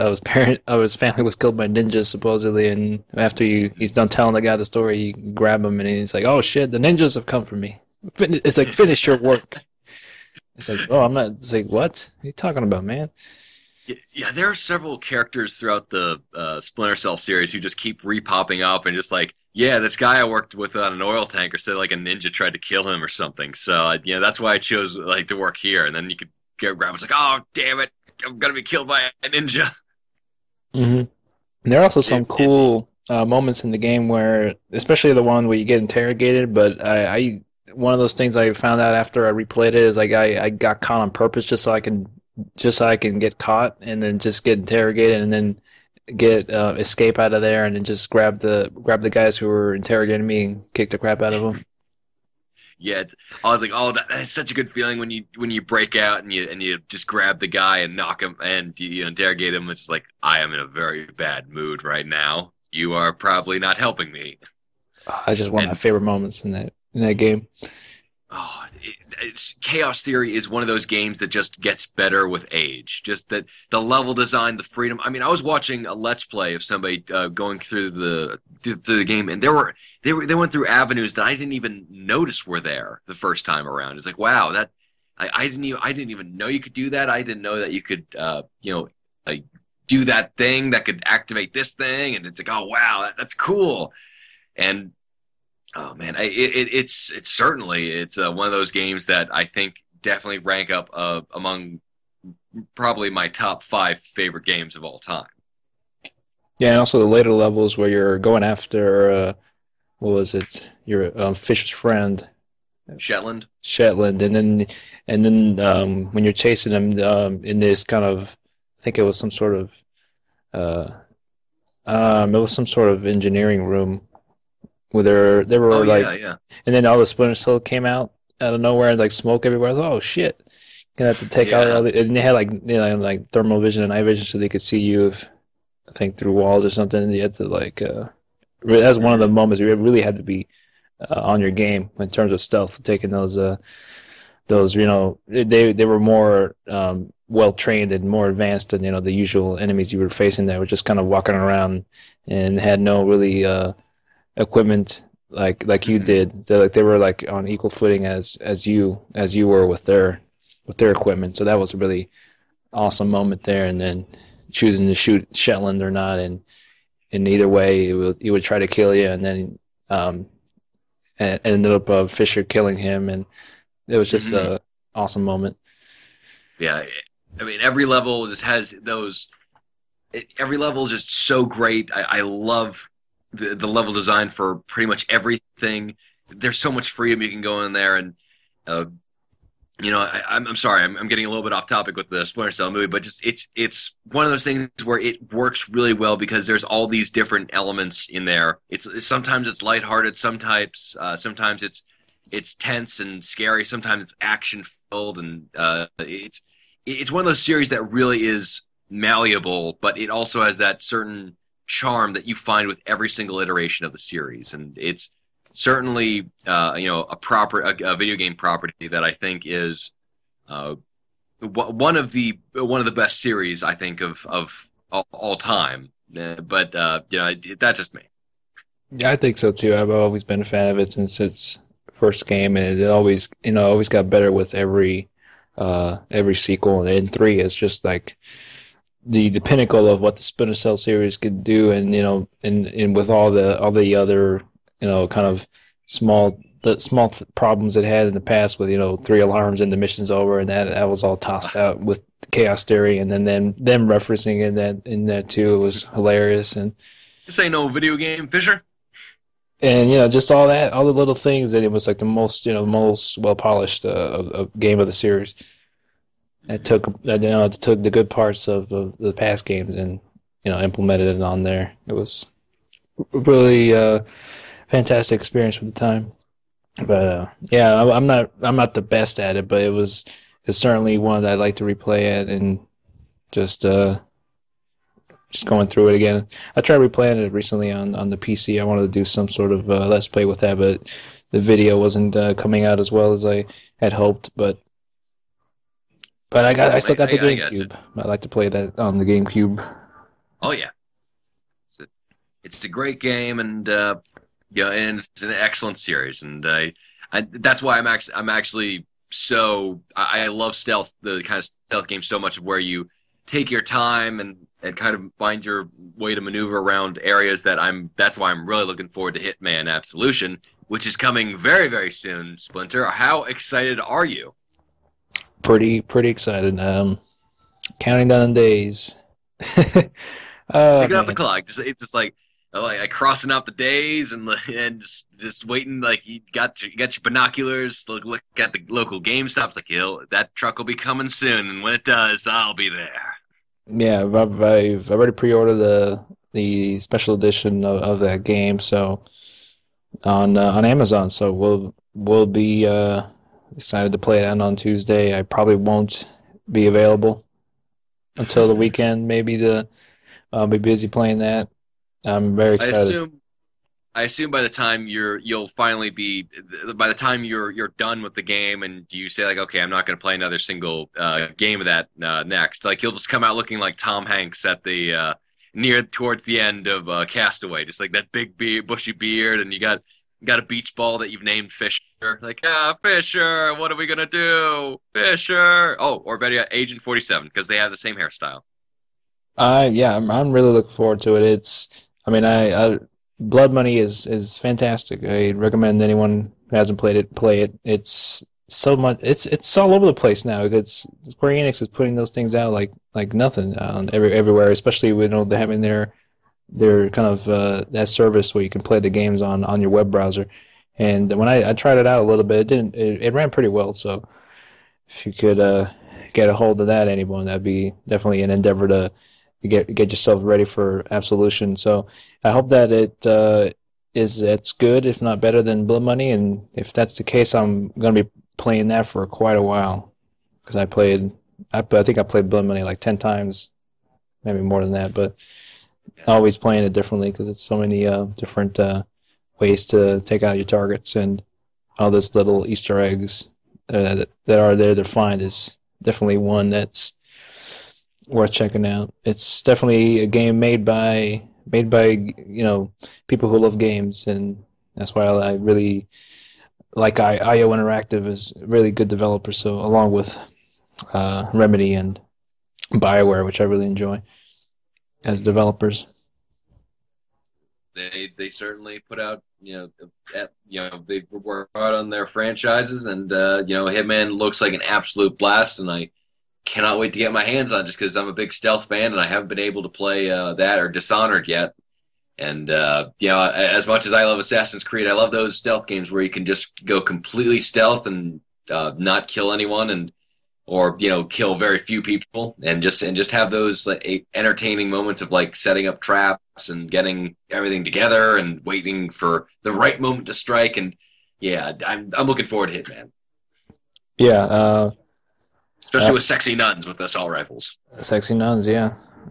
I'm just trying to avoid everything I can. I've already seen enough with all the videos and walkthroughs they put up, and it's definitely benefited them in a way. It definitely took a lot of the worries that the purists had of that game. They were, they had their concerns of it being too appealing to modern or mainstream audiences, but it doesn't really seem to be the case because there's so much different options that you can configure with that game and have it not even display any sort of helpful hints at all. Just playing it as you would a normal Hitman game, but a lot more difficult. I know they were talking about how you could play that game on a purist level, and even the developers couldn't even play through the entire thing without some sort of help. So that goes to show you that it's going to be pretty difficult if you're going to go into that game on the hard mode, on the hard difficulties. But it is something that's going to be biblical. It's already my game of the year and hasn't even come out. I absolutely, I just love those types of games where it's like, like no matter what, like even if the game is actually crap, you will still love that game no matter what. It's like, nope, I love it. It's like 20 years later, it's like, well, there was nothing to the game. It was just a main menu, and and your options only allowed you to turn on subtitles for one cutscene. Nope, it was great. It was great all the way through. Mm-hmm. So to go back quickly to wrap up on the Splinter movie, I don't mind Tom Hardy. I think he's a good actor. So he actually maybe he'll do something in terms of with the character or whatever he was going to actually play in the film. But at least I do appreciate that Ubisoft is taking under consideration a lot of they're really going all out with trying to make films off their properties, and it seems like there's something that they might be able to pull off, and we might actually get some decent films based off video games. But it's still too soon to say it. But I think one of the the best things they've done was put out that the short film that was a prequel to Assassin's Creed 2, which was really well done. Have it be a self-contained story that wasn't based off of anything unless on the other side it just based off the game series, but not any particular story bits. It was just its own standalone thing. Mm-hmm. And which I do hope they take into consideration. They don't have, because I don't want to see an exact replication of the game that I've played, like Chaos Theory, into film, because I kind of already know what happens, and I don't know if they could actually pull it off. But the narrative structure of Chaos Theory is not exactly the most pliable for a 2-hour film, where you would need to cut a lot of stuff, reorganize some stuff to make it work, and I don't think a lot of studios would take a risk on that. So I hope it's at least an amalgamation of different stories, or maybe it's a side story or something that or maybe just a new take on Sam Fisher's character. Who knows? And I always say that they shouldn't do the movie just exactly as the story was in a game. And it's never really. I don't think any movie based off a game has done that. So I'm not expecting kind of the Watchmen version of a video game movie where they are very loyal to what they did in the comic book and translate that into film. I don't think Mm. that will work for certain game plots into film. Uh, I would like to see where just like if they have like a Resident Evil, if they were ever make the Resident Evil series, they would just like have Leon like having a knife fight with another enemy, and then like there's this giant press A to jump button on screen, just like and like all the audience members are like looking down at their seats, like where's the A button? I don't see the A button. How do I get out of here? interactive movie. That'd be interesting. No, I think it's not really much to ask in terms of games based off of video games. Have it just be a self-contained story. I don't know whether you would want it to be canon or not, but at least have it be faithful to the characters and the universe that is based off of and why it was so popular. Just have it be its own self-contained story like the Splinter Cell fan series. That was a perfect example on how to do some sort of uh, short film of based around the whole series of Splinter Cell. Mm. Most definitely, and I do think Ubisoft is smart enough to understand why people enjoy the series and why people enjoy the stories of Sam Fisher and the Splinter Cells. So, best of luck to them. Yeah, and also I don't know if we were going to bring it up, but the Sessman is back on, Yeah, buddy. That's one of the main topics I wanted to discuss.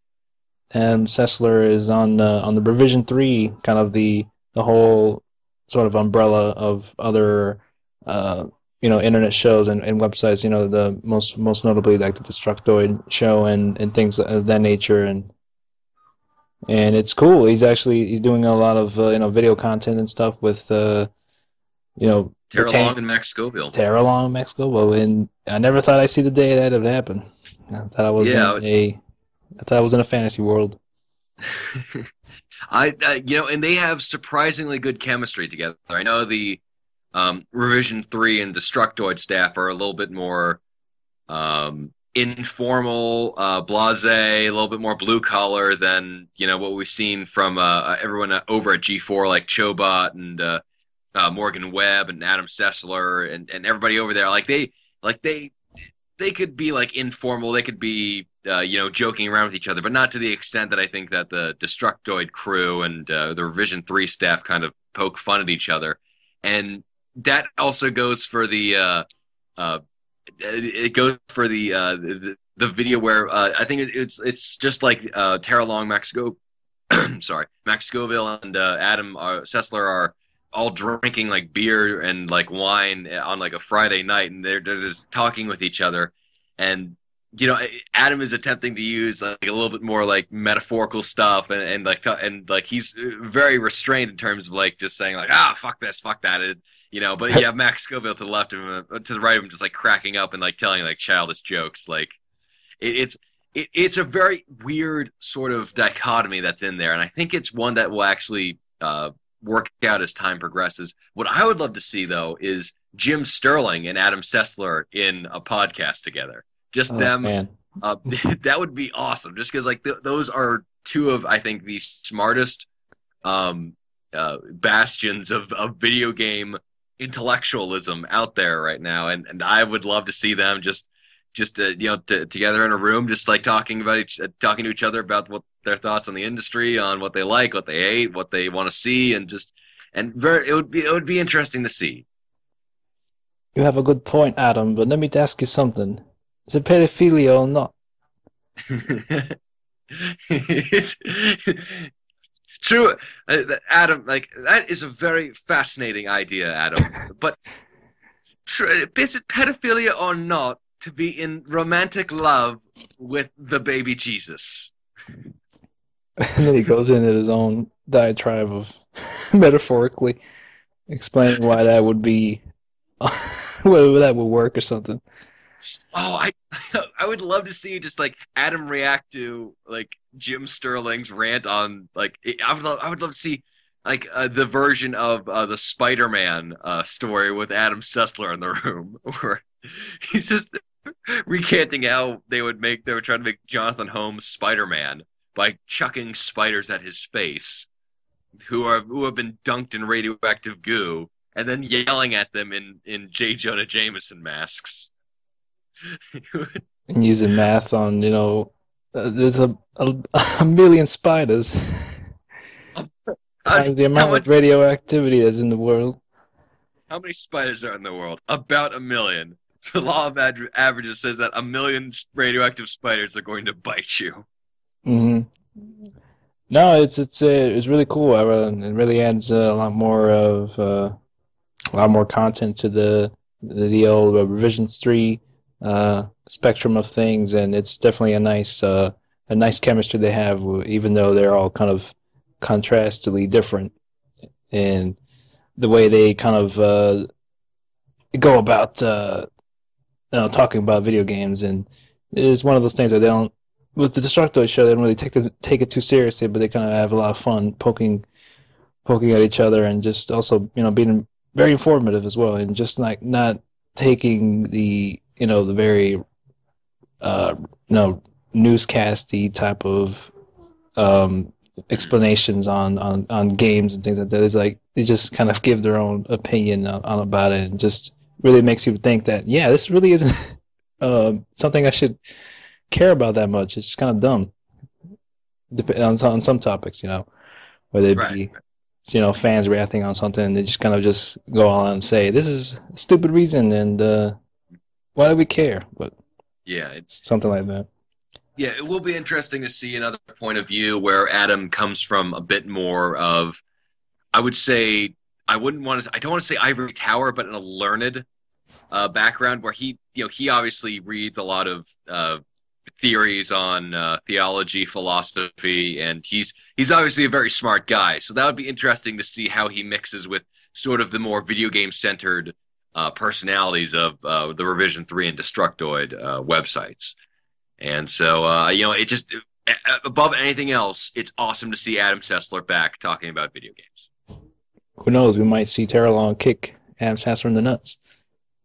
Well, one could only hope. I hope to start a Kickstarter for that, but who knows? Who knows?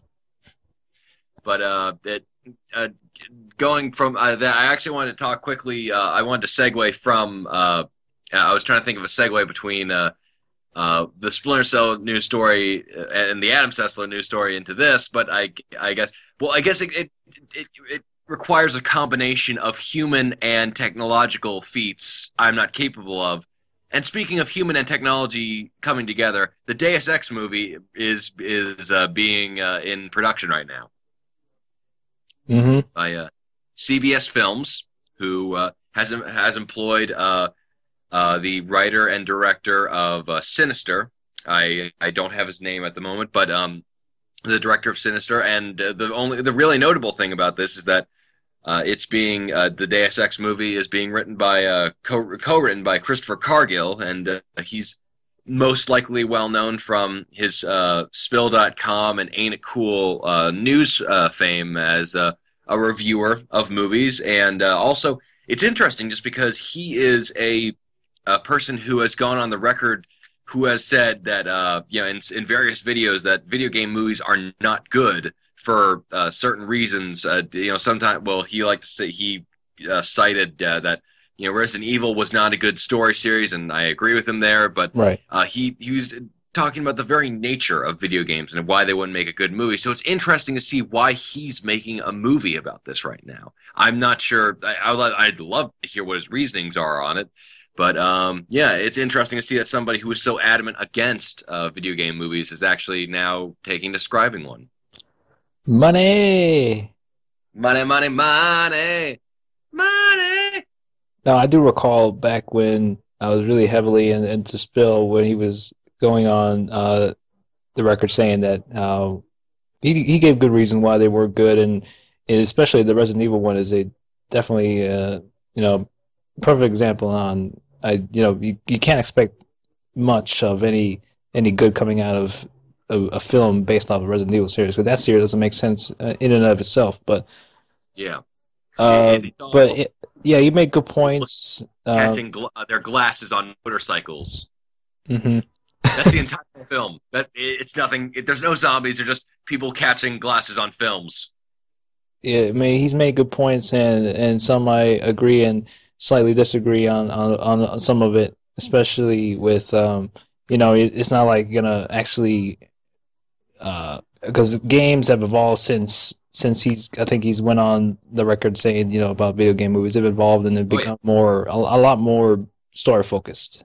yeah, and a lot more complicated than from what he's quoting. I mean, at the very time he was he was very focused on the Resident Evil games. I think he was like the most exposed. Like he's a big Nintendo fan, and Nintendo games don't exactly have the biggest uh, amalgamation of great stories in their franchise history. But it's I think he's one of those casual guys who just kind of sees video game movies and then some of video games that he likes and just says like, oh, there's no good video game stories. But I doubt that he's been well exposed to them, especially since he doesn't seem to really cite Portal or Psychonauts or BioShock as great stories and storytelling in video games. But what have you? And maybe he's changed his mind. Maybe he's actually seen a lot more video game great video game stories and would like to change his mind on the subject. Well, recently with Deus Ex Human Revolution, there's definitely some story beats in that game that could definitely make for a film in itself. Just the whole debate on in the future of whether you want to be getting human augmentations in order to better benefit as if you want to replace your arm that you lost in a war with a cybernetic type of arm and things like Yeah. that, and just going the balance of people having different opinions on the subject that they don't believe it's right or wrong, things like that. That's definitely something that they went through, going through the different sides and opinions throughout that game, and Yeah. that I really liked about the game. I think it definitely could lend itself well to a film in some way, shape, or form. And as I mentioned before, you don't need to make it exactly like the game storyline. Just No. just the themes in and of itself will be interesting, and just the cyberpunk. If it's a cyberpunk, they're gonna do it. If they're gonna do a cyberpunk, that'd be just nice to see it in and of itself. Yep. And some games I think lend themselves pretty well to a film adaptation, and others don't. Yeah, it's definitely a series which is kind of more Human Revolution is a lot more closer to Clark or Asimov in terms of asking what does it mean to be human in kind of the more philosophical sense about what does it mean to be human, what does it mean to be differently abled, is it something that's like the next step of human evolution, is it something that should be considered abomination?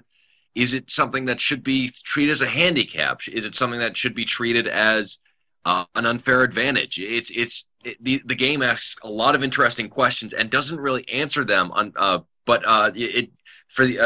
so that the audience can answer them for themselves. And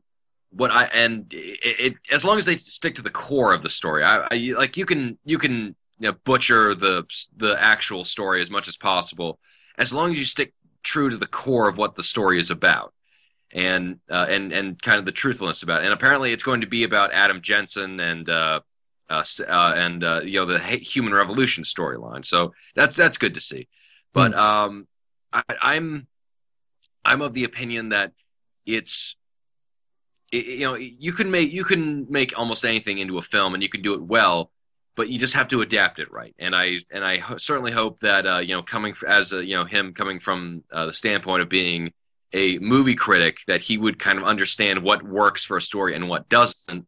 And for Spill.com, he is a reviewer I tended to agree with a lot more than I did with anybody else. So, maybe his insight and opinions will lend to making a better Deus Ex movie, or maybe they'll hinder him. Who knows? I just think that he is coming from a background of someone who's classically trained in movies to now adapt a screenplay about a video game story. So I think he might, since he's, kind of more classically trained in the cinematic perspective of that, maybe he'll add a bit more. I don't know, add a bit more gravitas or just better adaptation skills than maybe something like Prince of Persia or Mortal Kombat, which just seemed to try to at least barely capture what kind of the source material was about. Yeah, I think you made a good point that he does come from a background of reviewing films, and you would think that he would at least take into account and analyze his own work in a way that will better adapt something like that. We'll get a better understanding of, does this work, does this doesn't, using his own background in reviewing films, and think about how he would review that, what he wrote for that type of thing, and maybe it could be beneficial, and something good could come out of it. We'll see. Yeah. It's I have faith just because there seems to be a lot more video game movies these days, and or at least in development, just because, well, let's face it, Hollywood doesn't really have a lot of interesting ideas. They're adapting Stephanie Meyer's next book, so that's a sign right there that they're not exactly going for the best stories. That they're kind of running out of the best stories.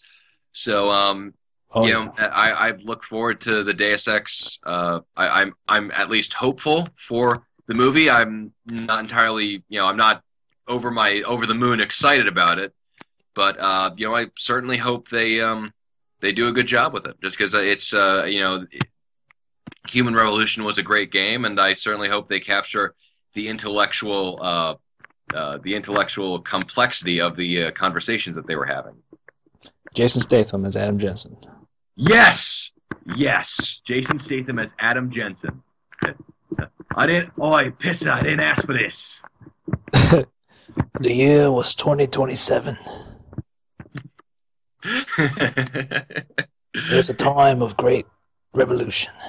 I assume if they have Jason Statham as Adam Jensen, I assume they'll make him act like Adam Jensen through a playthrough of like a 13-year-old who's just like cutting up everybody and punching like women in the face and like throwing proximity mines in the middle of the street. Yeah. We'll see. You can't really be too excited. There isn't much to be excited about because it's really early. So yeah, I don't know. I think I'd rather take that over any other adapted film based off Stephanie Meyer book. Oh yeah, I would rather them make an adaptation of Duke Nukem rather than seeing another Stephanie Meyer's book.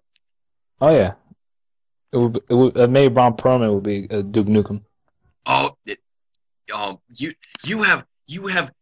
You found the golden taint. You better run on home while a magical music interlude plays behind you, because you just found the golden ticket to Willy Wonka's chocolate factory right there. Dude, run home, Splinter. Run home and tell your parents. Duke Nukem forever. Yeah, Duke Nukem. Duke Nukem. Yeah, but I'm that's good on that end, because I'm happy that I really like Carlisle, or as he goes on Spill as a reviewer, and he seems to know a lot about good movies. So I wish him the best of luck. Also, I am just very, very hopeful that maybe this will be the first change for video game movies. Just because it's like Ubisoft is making 2 adaptations of its big franchise, and now it's a 3rd one. So, here's hoping. Yeah, we'll see. There seems to be a lot of potential in the recent announcements of those being adapted into films, and we'll see. I know there really hasn't been much of those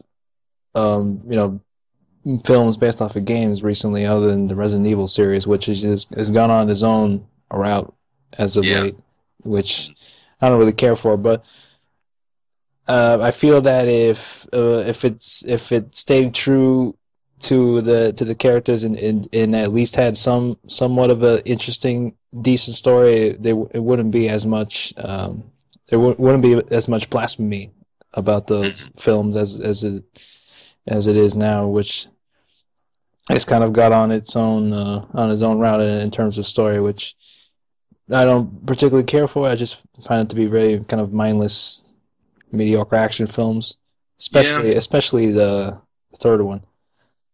Well, it's the strange thing about those movies is that like every single film, it's like this is the end of the world. Like really, I thought the world already ended like 5 times already. Like what? Like by this point, like it's not like it shouldn't even look like uh the Book of Eli like messed up world or Mad Max. It should just look like a bunch of gravel and asphalt, and that's it. There are no like dead trees. Like everyone is ash, and like I don't understand like why. How are people still alive in these universes?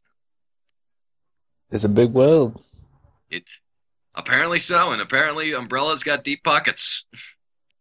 There's some men just want to watch the world burn. Apparently several times by Resident Evil standards. Mm-hmm. But yeah, so good on them for that. I hope it turns out well. And speaking of movies and video games and trailers and stuff like that, did you see the GTA 5 trailer? That sounds all well and dandy. Yes, I did. I did see the GTA 5 trailer. I, for the most part, am pretty impressed with its presentation and some of the character beats that they've got going on, which each character that you most likely will take control of in the games all have their own thing going on, and it seems that they've learned a lot from their past games and after GTA 4, and it might seem like it's got some potential in terms of its tone and things like that. It doesn't seem like it's all kind of melancholy and gloomy in terms of its presentation, because it's a very different presentational look, compared to GTA 4, and it doesn't seem like it's taking the route of really really hammering the point home of being a parody of society in New York, and also having this other side of this story of Nico Bellic trying to make it in America and avoid the life of crime, but he's always still end up getting dragged into things and not really it's just contradicting himself throughout the whole game, and it seems like it seems that they have some sort of motives or reasons they're going to set up with each character that will actually make sense for them, that they're actually going into this kind of crime spree. Yeah, it does look like they kind of have like a little bit more lighthearted, comedical type of tone, where they have the three main protagonists discussing their points of life and just kind of like the ludicrousness of their lives, where the closest that they get to any really emotional melodrama or gravitas is when is just I can't remember who it is, but the black I can't remember any of the protagonists' names, but the black character who's talking to, I guess, his brother, where he's just like, oh, you think slinging dope in the hood is something good for you to do, and that's basically the most heavy-handedly dramatic that it gets. And I also like the fact that I think they're parodying the main people who play the GTA games, which are the 15-year-old kids who think they're hard just because they listen to rap music and play Grand Theft Auto, and they have it like as one of the protagonist's son. The kind of older kind of white guy who's just like kind of like, oh, wow, that's, like you think that's cool. I think, oh yay, they're finally making fun of the people who actually buy these kind of games and think that they're hard because of it. Yay. Yeah, from some of the things I've heard in terms of how they go about the gameplay and stuff like that, I've heard they're gonna have those bank heists and things like that, and they have this whole elaborate setup where just like from A to B, from getting your crew assembled to actually, hearing things about I think then skydiving onto the building and then rappelling down and going in and then blowing up the safe and all this sort of really interesting things that could be really well done in the game that it's a bit like Heat in a way, that this whole elaborate beginning and end to a heist that would be really well suited and interesting to see in video game form. Absolutely, and I'm glad that they're also avoiding completely having just the Las Vegas area and then the San Diego area, and they're actually taking a creative approach to it. I think they are basing a lot of their the structure of San Andreas on real life counterparts of San Francisco and San Diego, and apparently it's the biggest Rockstar game to date in terms of the open world. It's like Red Dead Redemption, Grand Theft Auto 4, and LA Noire. It's larger than all of those maps put together. So, and I hope it's all filled with content. So I'm looking forward to that. I like the fact that they're being more creative instead of just saying like, okay, we'll take New York and just make it, our thing, and just like rename everything. And I thought that was lazy and kind of piss poor game design. I am really happy with the fact that you can switch between 3 different characters. I hope there's maybe a fast travel system, because I do have memories of Grand Theft Auto San Andreas where I was walking through the woods for about a good 10 minutes trying to find like a wait for a truck to pass by to jack the guy out of the car and then take the truck over back to my own home. That I hope that they find some kind of a good balance between all that. I'd assume they have some sort of form of fast traveling. If the map is as big as they say they are, then I think you're really going to benefit from having that, at least in some spots. Not and maybe some scuba diving. I look forward to. And scuba diving and rock climbing. Mm-hmm. Oh yeah, it's definitely one of those. I feel like I really hope this isn't just like Grand Theft Auto 4's side activities, which are just like, oh, look what we can do with the physics engine. Look, we can go bowling. Oh. We could, yeah. Remember bowling? I sure don't. It was fairly simple, but not very exciting to do. No, it wasn't. So anyway, it looks like at least they've learned a little bit from their last time around.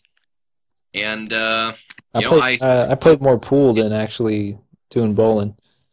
Yeah, it's like, okay, we're not letting you do bowling anymore. Oh, thank goodness. Instead, we're gonna let you play badminton. No, please, God, no. And next heads up, 7-Up.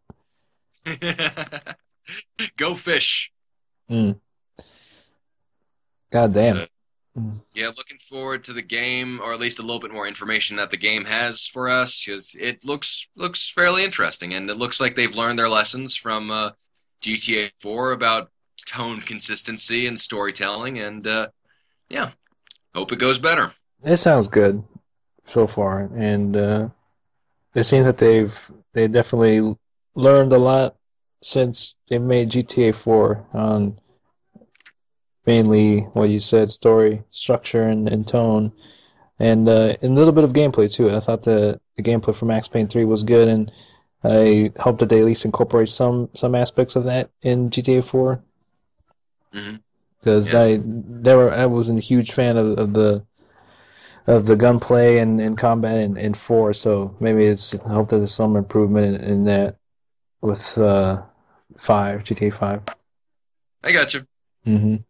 And that looks good, and I certainly hope Rockstar can make the GTA series great again. I hope they certainly go for the more lighthearted tone of maybe Vice City or San Andreas, instead of like, I know San Andreas kind of had more dramatic beats about it, but it certainly didn't really take itself incredibly seriously, which is what I did like about it. So I hope to go actually. I have to actually play a Grand Theft Auto game where I actually like going into the city instead of feeling like, oh yeah, these guys really fucking hate American culture.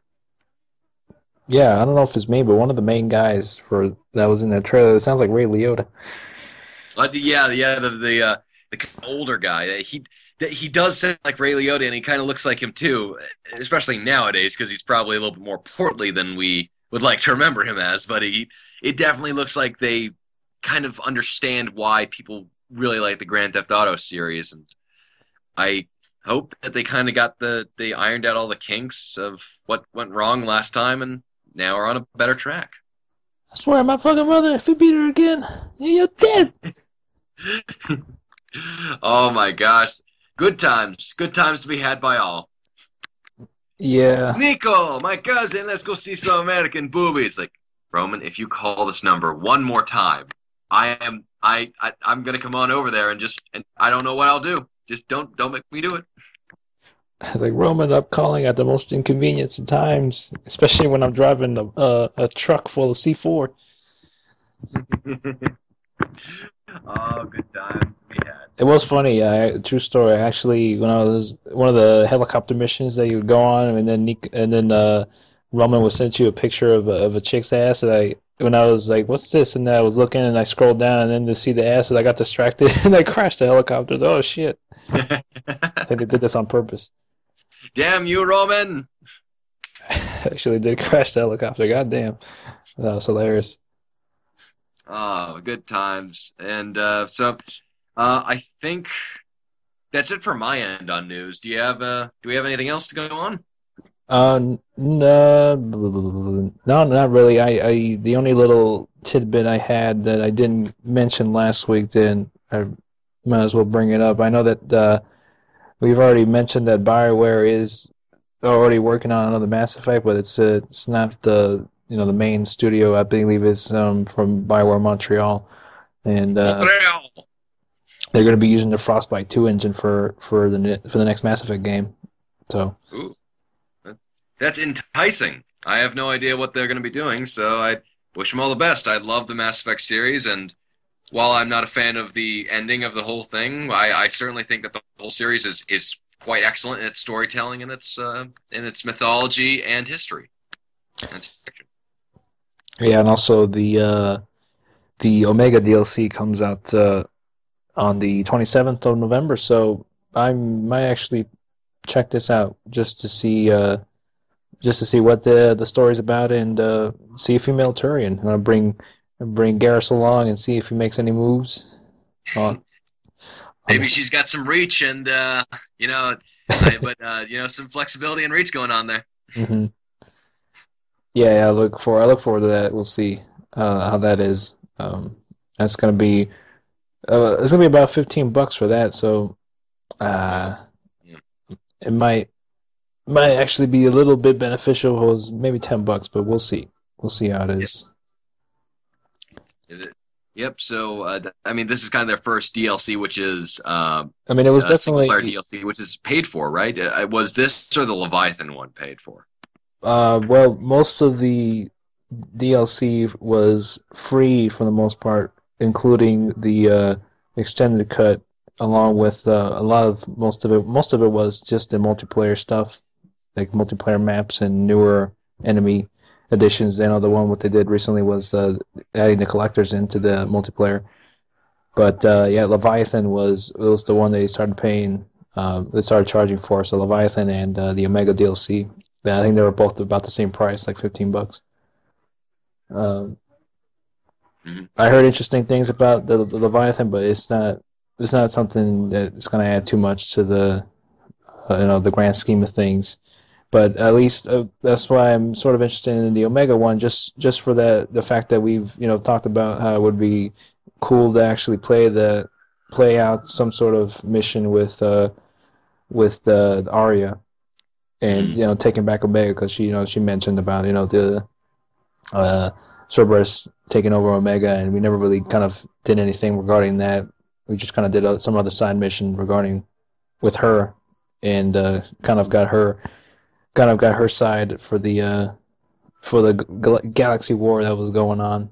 but it would have been actually cool to have that in the main game to play through the taking back control of Omega. But we might actually be getting that with the new DLC. So it'd be interesting to play through and just see what the female Turian is like. Yep, good to see some more character models going in there, and I wish all the best for BioWare. I think they're a good company and they can turn themselves around. Yeah, definitely. It's Yep. So in short, ladies and gentlemen, please play Hotline Miami. It's a great game. It deserves all the attention, and especially if you're a big fan of drive, psychedelic stuff, and David Lynch, you'll love it. I'm a fan of all of that. I like the Flaming Lips. They're definitely psychedelic in the music. Maybe I can put that in the background when I'm playing, or They'll probably sync up quite well. some Frank Zappa. Oh, nice. I think Pink Floyd probably is out of the question at this point, just because it's not as relaxed as a Pink Floyd type of endeavor. Well, the album you can play while also playing the game, and you'll get a lot out of it, just like the Wizard of Oz. Well, yeah, it'll sync up nice. Well, I certainly look forward to doing that, good sir. Just trying to see which soundtrack Hotline Miami probably syncs up with. Probably one of the now. That's what I call music volume, like 8s will sing pretty well. Just trying to see what kind of weird ones that I could fit in there. Mm-hmm. I have 16, so nice. And I don't know how far they are on that one. They're like on 40 now. I think the one that I have is Land Before Time hasn't had this many sequels. Come on. Oh yeah, so. Yeah, play some Hotline Miami, people, and some Charles Barkley shut up and jam, Gaten. Oh yeah. Get yourself prepped up for the soon to be released, probably next year, of the chapter 2 of that great game. Of the epic narrative known as the Barkley universe. Barkley Hoop Saga. So crazy. Love it. Hoops. And that's about it for in terms of news from my end. But we got a lot of things we talked about in this episode, so it's not too bad. Not too shabby. Even if there wasn't much in terms of news, but it's still good. Yeah. I look forward to speaking about Hitman Absolution next week. Oh, yeah. I assume I'm going to have to just be here by myself going, okay, well, Splinter is playing Hitman, so... Waiting for me to get online, I would just be playing Hitman. or just playing Hitman while I'm talking to you. I'll just put the microphone to your TV so I know when you've died, so that we could just take that one moment of just so how's the game so far, Splinter? It's good. All right, see you later. One of those newscasts. I mean, we're going to be checking in with Splinter here and see how the game's going. You're just Ollie from Family Guy. Where it's like, now we go to Splinter with the Hitman Absolution game. Because Splinter, how's the game so far? It's good. Thank you very much, Splinter. Things something like that, and also just to mention before we wrap up here, if you haven't checked it out already, I'll probably put it in the show notes. We did some Portal 2 co-op last week, and I'm still in the process of uploading the rest of the parts together, rather than putting it all in one, in which will take me an eternity to upload. I'm just I've decided to just split them up into parts, which I think it's pretty good. Part 3, I think I uploaded a day or two ago, so that's the one where. Spoilers! I killed you by accident when we're going through the shifting tubes or whatever. I did see that, and you're just like, I didn't realize. I actually watched that video, and I was wondering at the point in time, like, why did you kill me? I thought you were doing it as a joke, but when I was looking through the video, I just saw you working trying to we were trying to figure out how to get to a cube. and then you just like were you just looking at one of the buttons, and he's like nonchalantly went over and stepped on it, and then you just saw the like one of the boxes like come down and crush me to death, and you're just like, oh no, oh no. Yeah, that was completely uh, something I was trying to figure out, and I just ended up pressing the wrong button and ended up getting squashed. Yeah. That was funny. Yeah, those are the kind of good co-op experiences that I like. I would, I would pay top dollar to get maybe like Splinter Cell Conviction HD version where we could just go through the co-op game and just like try to have those good moments of just like figuring out like, okay, how do we coordinate with each other to get to complete this mission, where I assume I'm just going to like fire a shotgun shell, alert everybody, and probably kill you in the process, and just say like, oh no, like you're wasted, I can't like come back for me. It's like, oh no, you're already dead. Sorry, buddy. Yeah, I definitely want to get into the weapons and Conviction, but that's just another topic for another podcast. But Oh yeah. oh yeah, I definitely had some fun experiences with co-op on Conviction, but the only downside is if either one of you gets disconnected, you have to restart that whole kind of level over again. So that kind Oh of yeah. sucks. And Yeah. but Not it's a exactly the good best. co-op. Not the best level design, but hey, it's still damn good multiplayer. Oh, definitely. So it's a lot of fun than trying to beat the co-op by yourself. Because I tried that. I controlled one guy, just put him in the corner, and I kind of did all the work, and then we just progressed through the co-op. I was surprised I beat that all by myself. That is a definite challenge. That should be an achievement. Just like the achievement unlocked. Play with yourself. Yeah, that'd be a good name for the achievement. That is, I couldn't find anybody to play. No one in my friends list had the game to do co-op, so I had to rather than playing with someone I don't know, I'd rather just play it by myself. And just the achievement icon that comes up is just the forever alone meme guy, which is like the guy who's like crying. And if one of us mess up, I'm my own worst enemy, so I only have myself to blame. You develop split personality disorder when you play that game. My good and bad side. Damn it. Harvey Dent. Mm-hmm. Just half a face, and the other side is a different makeup on. The other side is just like half of the Splinter Cell mask with like half of the goggles, and the other side half is just like a regular face.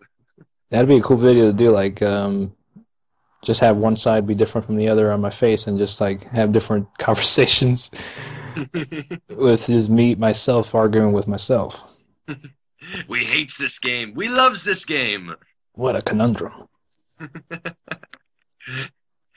But anyway, I want to thank you all very, very much for listening, ladies and germs. You can check us out on iTunes under Bloody Thumbs Podcast. Thank you very much for listening and submitting your questions for all these many, many years that we've been on the air, and years. I still can't believe we've been doing this since 3.5 years ago. Wow, just fantastic. And thank you, and also thank you very much, Splinter, for being an awesome, awesome host with me.